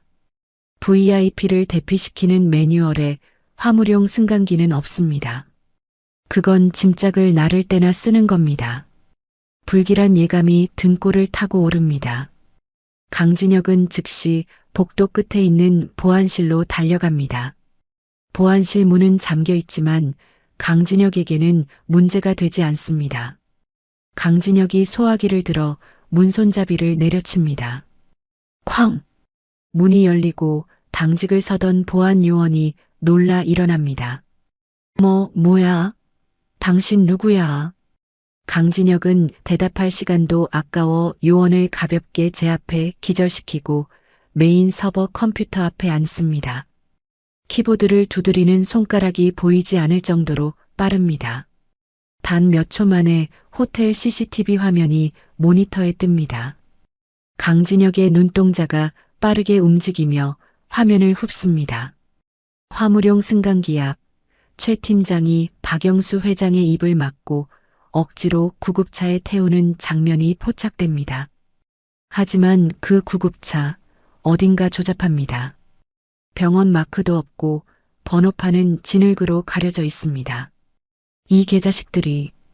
강진혁이 이를 갑니다. 구급차는 이미 호텔 후문을 빠져나가고 있습니다. 강진혁은 보안실을 뛰쳐나가 호텔 로비 밖에 세워둔 자신의 오토바이로 향합니다. 헬멧을 쓸 겨를도 없이 시동을 겁니다. 부르릉. 거친 배기음과 함께 오토바이가 튀어나갑니다. 도심의 밤거리는 네온 사인으로 화려하지만 강진혁의 눈에는 오직 멀어지는 구급차의 미등만 보입니다. 강진혁이 스로틀을 끝까지 감습니다. 오토바이가 바람을 가르며 차량 사이를 고개하듯 빠져나갑니다. 그런데 그때입니다. 골목길에서 갑자기 검은색 세단 2대가 튀어나와 강진혁의 진로를 막아섭니다. 박민석 전무가 심어둔 깡패들입니다. 세단 운전자가 창문을 내리고 쇠파이프를 휘두르며 위협합니다. 어이, 꼬마야, 길 조심해야지. 강진혁이 핸들을 꺾어 간신히 쇠파이프를 피합니다. 하지만 세단들이 좌우에서 강진혁을 샌드위치처럼 압박해옵니다. 이대로 가다간 깔려 죽을 상황입니다. 강진혁의 눈빛이 차갑게 가라앉습니다. 속도를 줄이는 척하다가 세단이 바짝 붙는 순간 브레이크를 잡으며 차체 뒤쪽을 들어 올리는 잭나이프 기술을 시전합니다. 오토바이 뒷바퀴가 세단의 사이드 미러를 박살내며 허공을 가릅니다. 우직근. 으악. 이 미친 새끼가. 깡패들이 당황하여 핸들을 꺾는 사이 강진혁은 그 틈을 타 좁은 골목길로 빠져나갑니다. 하지만 이미 구급차는 시야에서 사라진 뒤입니다. 강진혁이 오토바이를 세우고 핸들을 내려칩니다. 분노로 주먹이 부들부들 떨립니다. 회장님. 그 시각 도심에서 한참 떨어진 경기도 외곽의 폐화학 공장. 오랫동안 방치되어 깨진 창문 사이로 찬바람이 윙윙거리며 들어옵니다. 매캐한 화학 약품 냄새와 곰팡이 냄새가 진동하는 공장 한가운데 박영수 회장이 낡은 의자에 묶여 있습니다. 입에는 청테이프가 붙어 있고 휠체어에서 끌어내려지며 다친 다리가 욱신거립니다. 그 앞에 박민석 전무가 서 있습니다. 말끔한 정장 차림이 쓰레기장 같은 공장 내부와 이질적으로 어울립니다. 박민석 전무의 손에는 라이터와 서류 봉투가 들려 있습니다. 박영수 회장이 수정하려 했던 새 유원장 초안입니다. 아버지, 그러게 진작 제 말을 들으셨어야죠. 노인네가 욕심이 많으면 이렇게 추해지는 겁니다. 박민석 전무가 라이터를 켭니다. 칙. 푸른 불꽃이 종이 끝을 핥습니다. 박영수 회장이 으붑거리며 몸부림치지만 밧줄은 꿈쩍도 하지 않습니다. 유원장이 검은 재가 되어 바닥으로 흩날립니다. 박민석 전무가 재를 구두로 비벼 끄며 비릿하게 웃습니다. 이제 유원장은 없던 일이 됐네요. 그럼 법적으로 유일한 상속자인 제가 다 가져가는 게 순리겠죠? 박민석 전무가 박영수 회장의 뺨을 툭툭 칩니다. 근데 문제가 하나 있어요. 아버지가 그냥 죽으면 경찰이 귀찮게 굴 거 아닙니까? 범인이 필요해요. 아주 그럴듯한 범인이. 박민석 전무는 주머니에서 비닐 지퍼백을 꺼냅니다. 그 안에는 강진혁이 회장실에서 썼던 머그컵과 볼펜이 들어 있습니다. 지문이 덕지덕지 묻은 물건들입니다. 박민석 전무가 그것들을 공장 바닥 여기저기에 툭툭 던져놓습니다. 돈에 눈이 먼 양손자가 유산을 빨리 받으려고 할아버지를 납치해서 불지르고 자살했다. 완벽하지 않습니까? 박영수 회장의 눈이 찢어질 듯 커집니다. 자신의 목숨뿐만 아니라 자신을 구해준 진혁이까지 파멸시키려는 악마 같은 계획입니다. 박영수 회장의 눈에서 피눈물이 흐릅니다.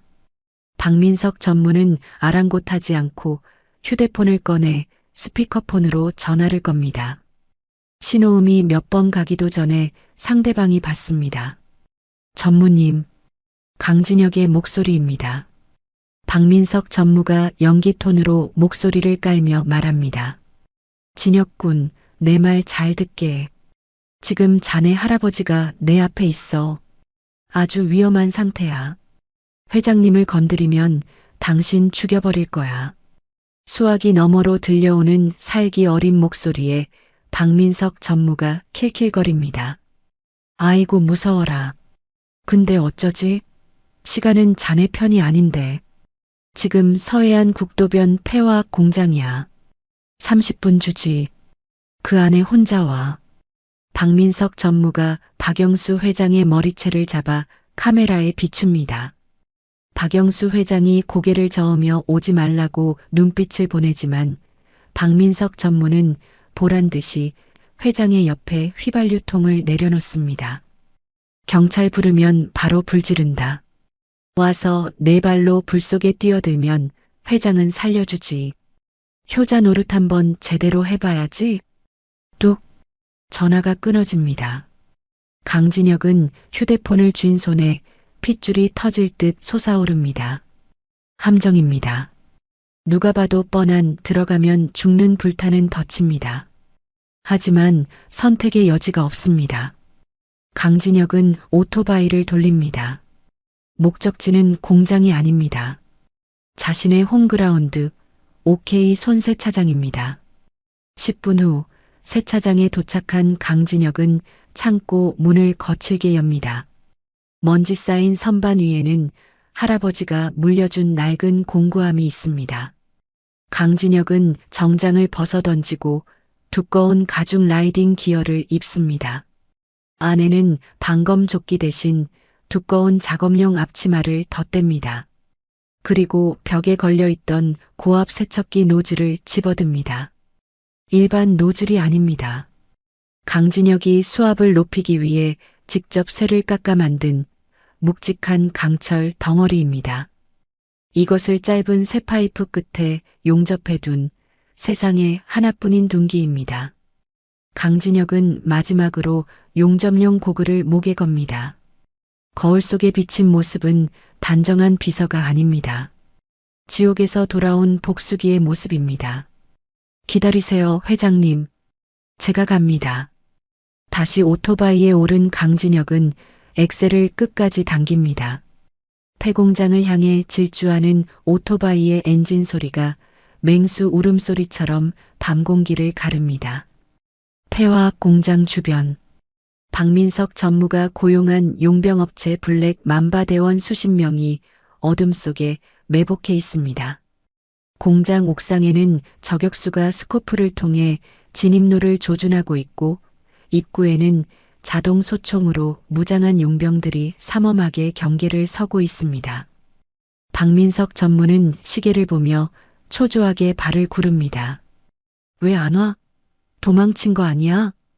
옆에 있던 김 실장이 아부하듯 대답합니다. 그럴 리가요. 그놈 눈빛 보셨잖습니까? 회장한테 미쳐있는 놈입니다. 제 발로 죽으러 올 겁니다. 그때 멀리서 오토바이 불빛이 보입니다. 엄청난 속도로 공장 정문을 향해 달려옵니다. 용병 대장이 무전을 칩니다. 타깃 접근 중. 사거리 들어오면 발포해. 옥상의 저격수가 방아쇠에 손가락을 겁니다. 하지만 오토바이는 공장 입구 100m 전방에서 갑자기 라이트를 끕니다. 어둠 속으로 불빛이 사라지자 저격수가 당황합니다. 시야 확보 안 됨. 타깃이 사라졌음. 사실 강진혁은 멈추지 않았습니다. 달리는 상태에서 시동을 끄고 라이트를 끈 채 관성을 이용해 미끄러지듯 공장 측면으로 방향을 튼 것입니다. 엔진 소리가 사라지자 오토바이는 유령처럼 조용해집니다. 자갈 밟는 소리조차 바람 소리에 묻힙니다. 강진혁은 공장 뒤편 무너진 담장 개구멍 앞에 오토바이를 눕힙니다. 용접용 고글을 눈에 씁니다. 세상은 붉은색과 검은색으로 보입니다. 이제부터는 소리 없는 사냥입니다. 강진혁이 공장 뒷문으로 침투합니다. 보초를 서던 용병 하나가 담배를 피우며 딴청을 부리고 있습니다.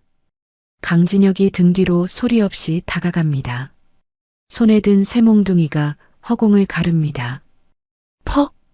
비명도 지르지 못하고 용병이 쓰러집니다. 강진혁은 쓰러지는 용병을 받아 조용히 바닥에 눕힙니다. 그리고 다음 목표물을 향해 시선을 돌립니다. 쾅! 육중한 철문이 종이장처럼 구겨지며 날아갑니다. 자욱한 먼지 구름 사이로 한 남자가 걸어 들어옵니다. 용접용 고글을 쓰고 두꺼운 가죽 재킷을 입은 강진혁입니다. 그의 손에는 둔탁하게 개조된 쇠파이프가 들려 있습니다. 폐공장 중앙통제실 박영수 회장을 지키고 있던 블랙 맘바 용병들이 일제히 총구를 겨눕니다.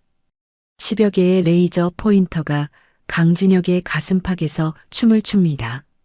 움직이지 마. 쏘아버린다. 안전한 상황실 모니터 너머로 이 광경을 지켜보던 박민석 전무가 낄낄거립니다. 스피커를 통해 그의 비아냥거리는 목소리가 공장 전체에 울려 퍼집니다. 제 발로 호랑이 굴에 들어오다니 멍청하긴. 이제 네가 범인이 되는 거다. 회장을 죽이고 자폭한 미치광이 테러리스트. 어때? 시나리오 죽이지? 강진혁은 대답 대신 허리춤에서 붉은색 원통을 꺼냅니다. 소화기입니다. 용병들이 당황하는 사이 강진혁이 소화기 안전핀을 뽑고 바닥으로 던집니다. 동시에 쇠파이프로 소화기 몸통을 정확하게 가격합니다. 펑! 엄청난 폭발음과 함께 하얀 분말 가루가 연막탄처럼 터져 나옵니다. 시야가 순식간에 차단됩니다. 콜록. 안 보여. 사격 중지. 서로 맞춘다. 용병 대장의 다급한 외침이 들리지만 이미 늦었습니다. 하얀 안개 속에서 악마가 사냥을 시작했으니까요. 강진혁은 고글 덕분에 흐릿하게나마 적들의 형체가 보입니다. 그는 망설임 없이 파고듭니다. 그의 움직임은 세차장에서 10년 묵은 때를 벗겨낼 때처럼 군더더기 없이 깔끔하고 정확합니다. 퍽! 우지끈. 아! 총소리 대신 뼈가 부러지는 소리와 비명이 연달아 터져 나옵니다. 강진혁의 쇠몽둥이는 적의 머리가 아닌 손목과 무릎 관절만을 정밀 타격합니다. 방아쇠를 당길 손가락을 부수고 쫓아올 다리를 꺾어버리는 겁니다. 살인은 하지 않지만 전투 불능으로 만드는 가장 확실한 방법이죠. 강진혁은 마치 춤을 추듯 용병들 사이를 누비며 렌치로 총기를 쳐내고 파이프로 급소를 가격합니다. 단 1분 만에 10여 명의 정예 용병들이 바닥을 구르며 신음합니다. 이제 남은 건 용병 대장뿐입니다. 거구의 대장이 분진을 뚫고 나오며 거대한 정글도 마체테를 휘두릅니다. 슉! 섬뜩한 파열음이 공기를 가릅니다. 이 쥐새끼 같은 놈이. 대장이 위에서 아래로 칼을 내리꽂습니다. 피할 공간이 없습니다. 하지만 강진혁은 피하지 않습니다. 오히려 팔을 들어 칼날을 받아냅니다. 캉! 날카로운 금속음과 함께 불꽃이 튑니다. 오토바이용 라이딩 기어 안에 덧대어 입은 강철 보호대가 칼날을 막아낸 것입니다. 대장의 눈이 휘둥그레집니다. 뭐야? 그 짧은 틈을 강진혁은 놓치지 않습니다. 빈틈이 생긴 대장의 턱을 향해 강진혁의 팔꿈치가 대포알처럼 꽂힙니다. 퍽! 대장의 고개가 뒤로 젖혀지며 거대한 몸뚱이가 고목나무처럼 쓰러집니다. 쿵! 상황 종료. 통제실은 다시 정적에 휩싸입니다. 강진혁은 거친 숨을 몰아쉬며 고글을 벗어 던집니다. 그리고 의자에 묶여있는 박영수 회장에게 달려갑니다. 회장님, 괜찮으세요? 강진혁이 밧줄을 끊어내자 박영수 회장이 왈칵 눈물을 쏟으며 강진혁의 팔을 붙잡습니다. 진혁아, 바보 같은 녀석. 도망가라니까 왜 왔어, 왜? 가족이라면서요. 가족끼리 그런 말하는 거 아닙니다. 강진혁은 박영수 회장을 부축해 일으킵니다. 그때 째깍거리는 소리가 귓가를 때립니다. 박영수 회장의 의자 밑에 설치된 시한폭탄의 타이머가 빠르게 줄어들고 있습니다. 1분도 채 남지 않았습니다. 강진혁의 얼굴이 굳어집니다. 해체할 시간이 없습니다. 모니터로 이 모든 걸 지켜보던 박민석 전무의 얼굴이 공포와 분노로 일그러집니다. 용병들이 전멸한 것도 모자라 강진혁이 기어코 박영수 회장을 구해냈습니다. 안 돼. 이렇게 끝낼 순 없어. 다 죽어. 다 죽어버려. 박민석 전무가 떨리는 손으로 기폭장치 리모컨을 꺼냅니다. 타이머고 뭐고 지금 당장 터뜨려버릴 작정입니다. 박민석 전무가 붉은 버튼을 미친 듯이 연타합니다. 딸깍, 딸깍, 딸깍. 하지만 폭탄은 터지지 않습니다. 아무리 눌러도 타이머 숫자만 야속하게 줄어들 뿐 기폭 신호가 잡히지 않습니다. 이게 왜 이래? 왜 안 터져? 고물이야. 박민석 전무가 리모컨을 집어던지며 발광합니다. 그 시각 강진혁은 통제실 구석에 던져두었던 작은 검은 상자를 챙깁니다. 주먹만 한 크기의 기계장치, 바로 휴대용 전파 차단기 제밍 장치입니다. 들어오자마자 던져둔 이 작은 기계가 반경 50m 내의 모든 무선 신호를 먹통으로 만들고 있었던 겁니다. 지금입니다. 뛰어야 해요. 강진혁이 박영수 회장을 등에 업습니다. 박영수 회장은 앙상한 팔로 강진혁의 목을 꼭 끌어안습니다. 미안하다. 무겁지? 깃털 같습니다. 꽉 잡으세요. 강진혁이 전력 질주를 시작합니다. 하지만 박민석 전무가 미리 뿌려둔 휘발유 때문에 공장 복도는 이미 불바다입니다.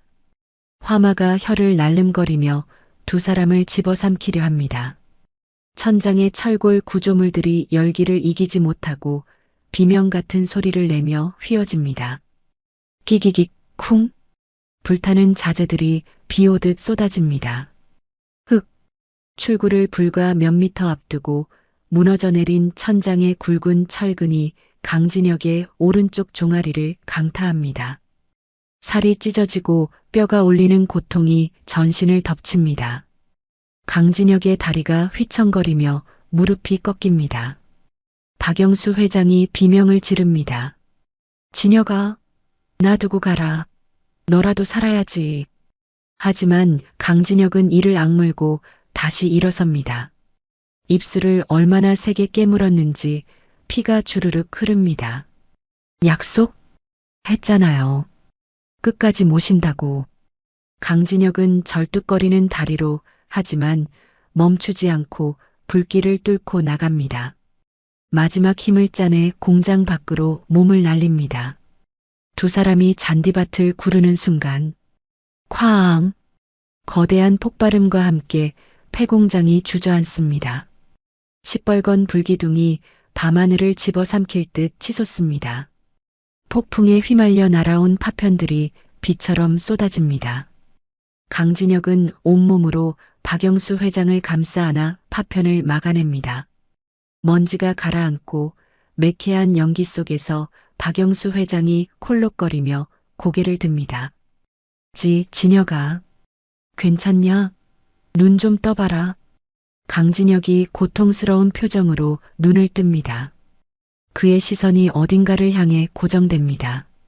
공장 뒤편 비상도로 박민석 전무가 자신의 고급 세단에 올라타고 있습니다. 혼자 살겠다고 도망치는 비겁한 뒷모습입니다. 부르릉, 세단이 흙먼지를 일으키며 출발합니다. 저놈을 잡아야 해. 강진혁이 비틀거리며 일어납니다. 다친 다리에서 피가 흘러 바지를 적시지만 아드레날린이 고통을 마비시킵니다. 강진혁은 옆에 쓰러져 있던 자신의 오토바이로 기어가듯 다가갑니다. 넘어진 오토바이를 일으켜 세우는 팔 근육이 터질 듯 부풀어 오릅니다. 박영수 회장이 말리려 손을 뻗습니다. 그만해. 저 몸으로 어딜 가려고. 끝을 봐야죠.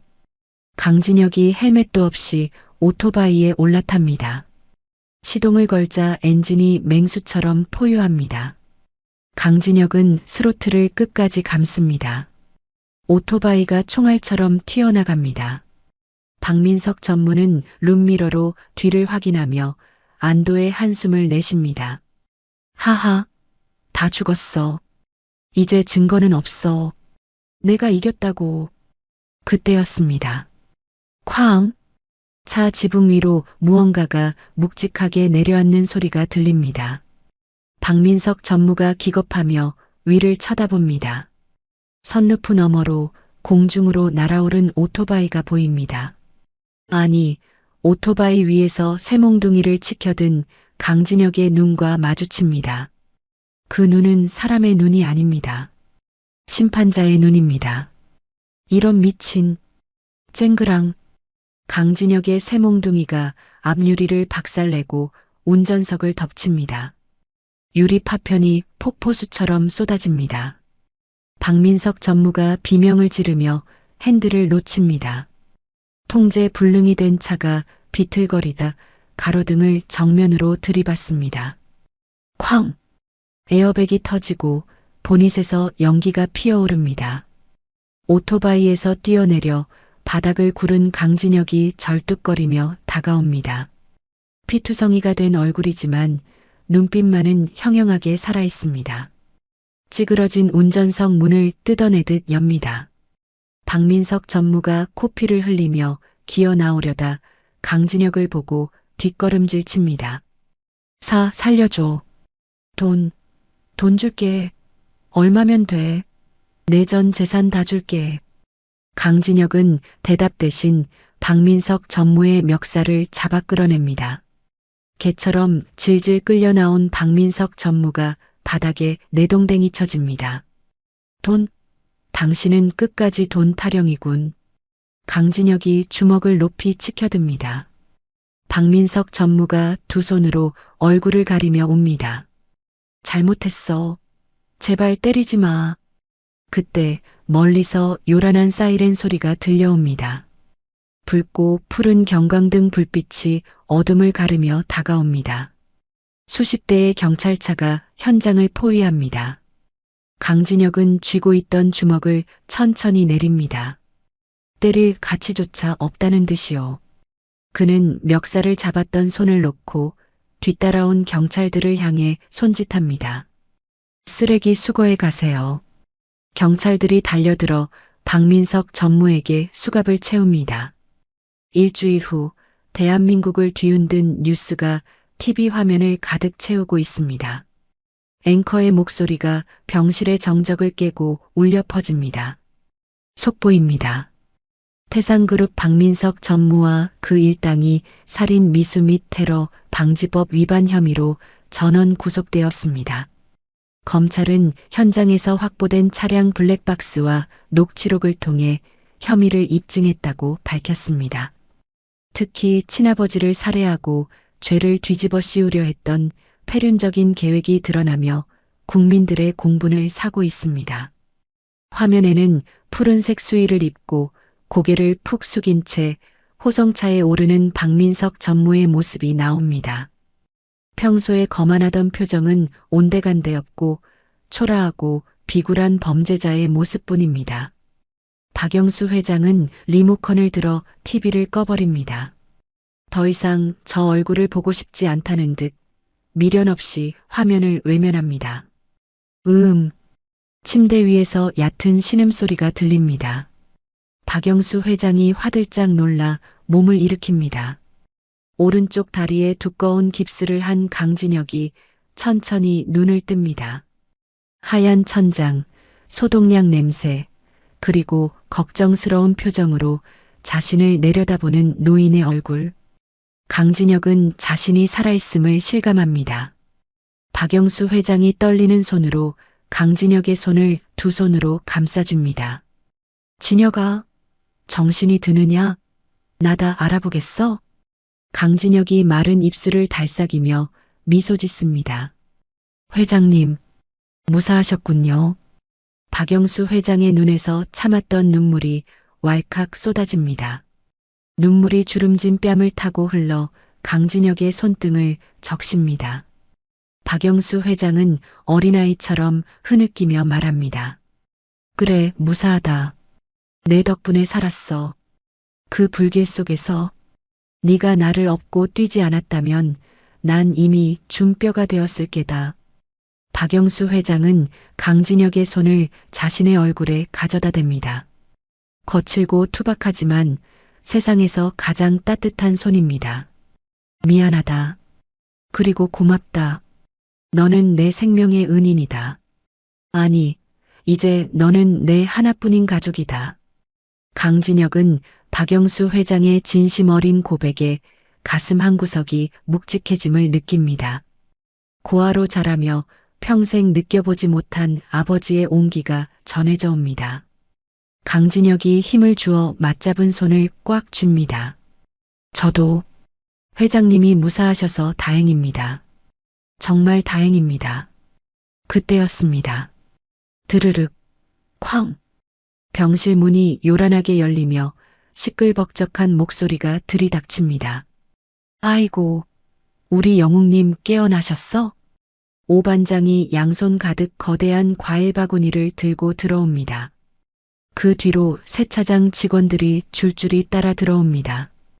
오 반장은 박영수 회장이 있는 것도 잊은 채 침대맡으로 달려와 호들갑을 뜹니다. 야, 이 녀석아. 너 뉴스 봤어? 완전 스타 됐더라. 회장님 구한 세차장 알바. 현실판 아이언맨 아주 난리가 났어. 직원 중 한 명이 콧물을 훌쩍이며 말합니다. 형 죽는 줄 알고 우리가 얼마나 울었는지 알아요? 사장님은 가게 문도 닫고 기도하러 가셨다고요. 오 반장이 직원의 등짝을 찰싹 때리며 웃습니다. 조용히 해, 이 자식아. 회장님 계시는데. 오 반장이 그제야 박영수 회장을 보고 90도로 허리를 굽힙니다. 회장님, 안녕하십니까? 저희가 너무 반가워서 그만 실례를 범했습니다. 박영수 회장이 인자한 미소로 손을 저어 보입니다. 아니요, 괜찮습니다. 진혁 군에게 이렇게 좋은 분들이 계셔서 마음이 놓이는구먼요. 어서들 오세요. 병실은 금세 사람들의 온기로 가득 찹니다. 재벌 회장의 VIP 병실이라기보다는 시골 장터 사랑방 같은 정겨운 풍경입니다.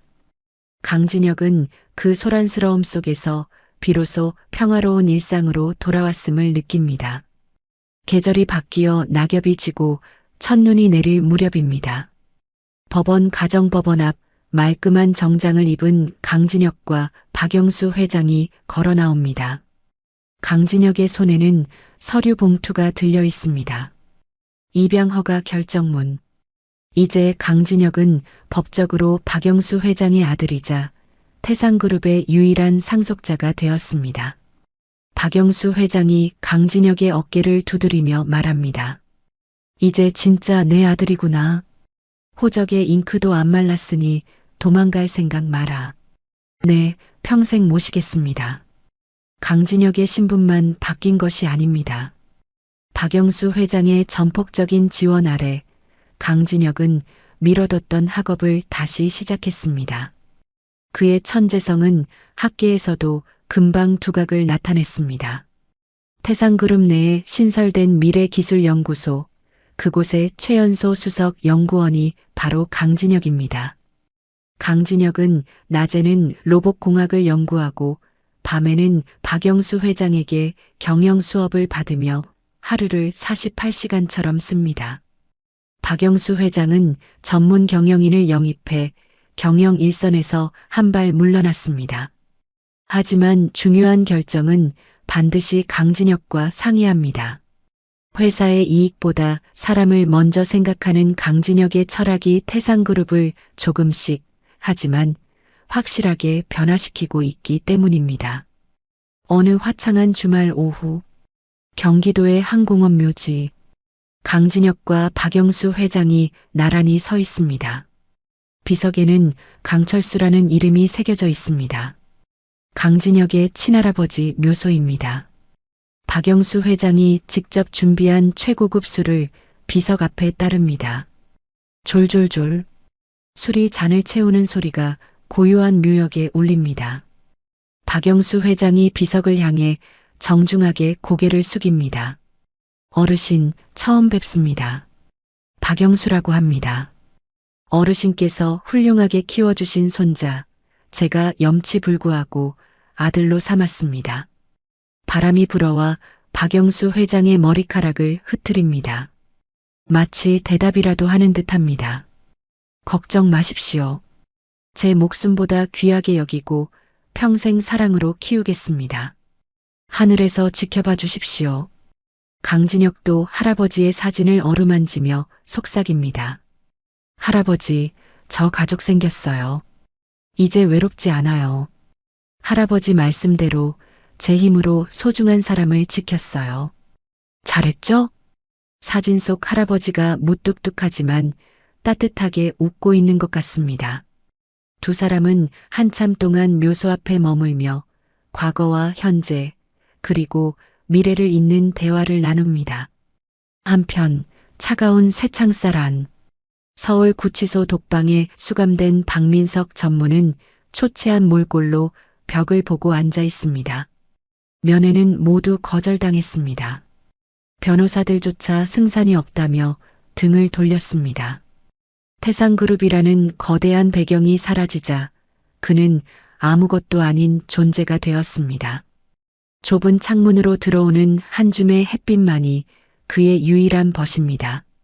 박민석 전무는 바닥을 긁으며 중얼거립니다. 내가 회장인데 이거 다 꿈이야. 내가 왕이라고. 후회와 광기가 뒤섞인 목소리가 독방의 벽에 부딪혀 공허하게 흩어집니다. 인과응보.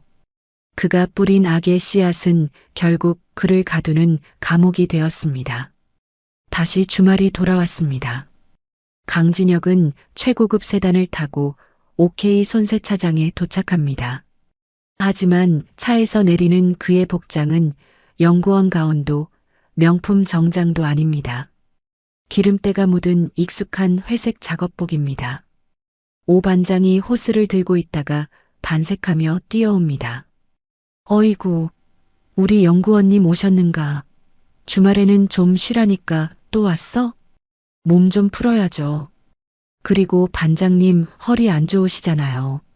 저쪽 라인 제가 맡을게요. 강진혁은 능숙하게 고무장갑을 끼고 세차 베이로 들어갑니다. 재벌가의 후계자가 되었지만 그는 여전히 땀 흘려 일하는 노동의 가치를 압니다.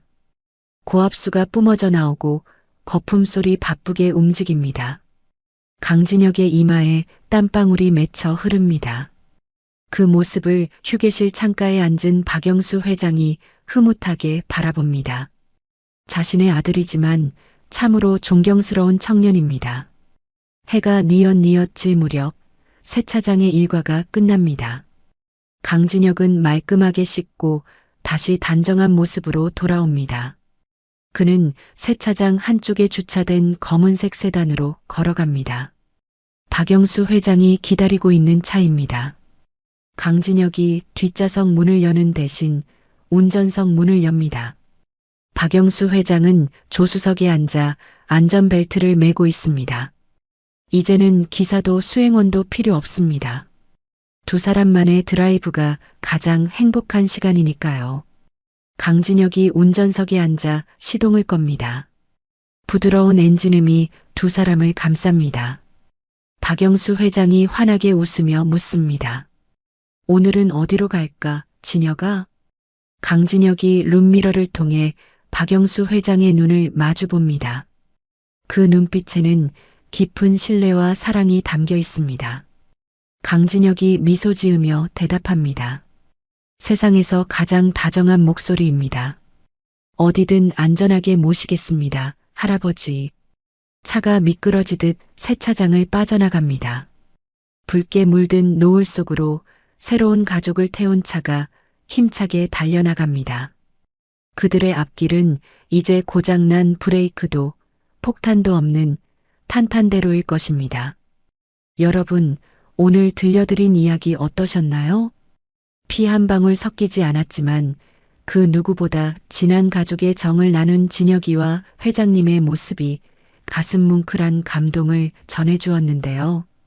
돈과 권력 앞에서는 천륜도 저버리는 비정한 세상이지만 결국 진심은 통하고 정의는 승리한다는 것을 보여준 통쾌한 결말이었습니다. 가진 것 없어도 불의와 타협하지 않았던 청년이 진짜 아버지를 만나고 평생 외로웠던 회장님이 든든한 아들을 얻게 된 기적 같은 이야기.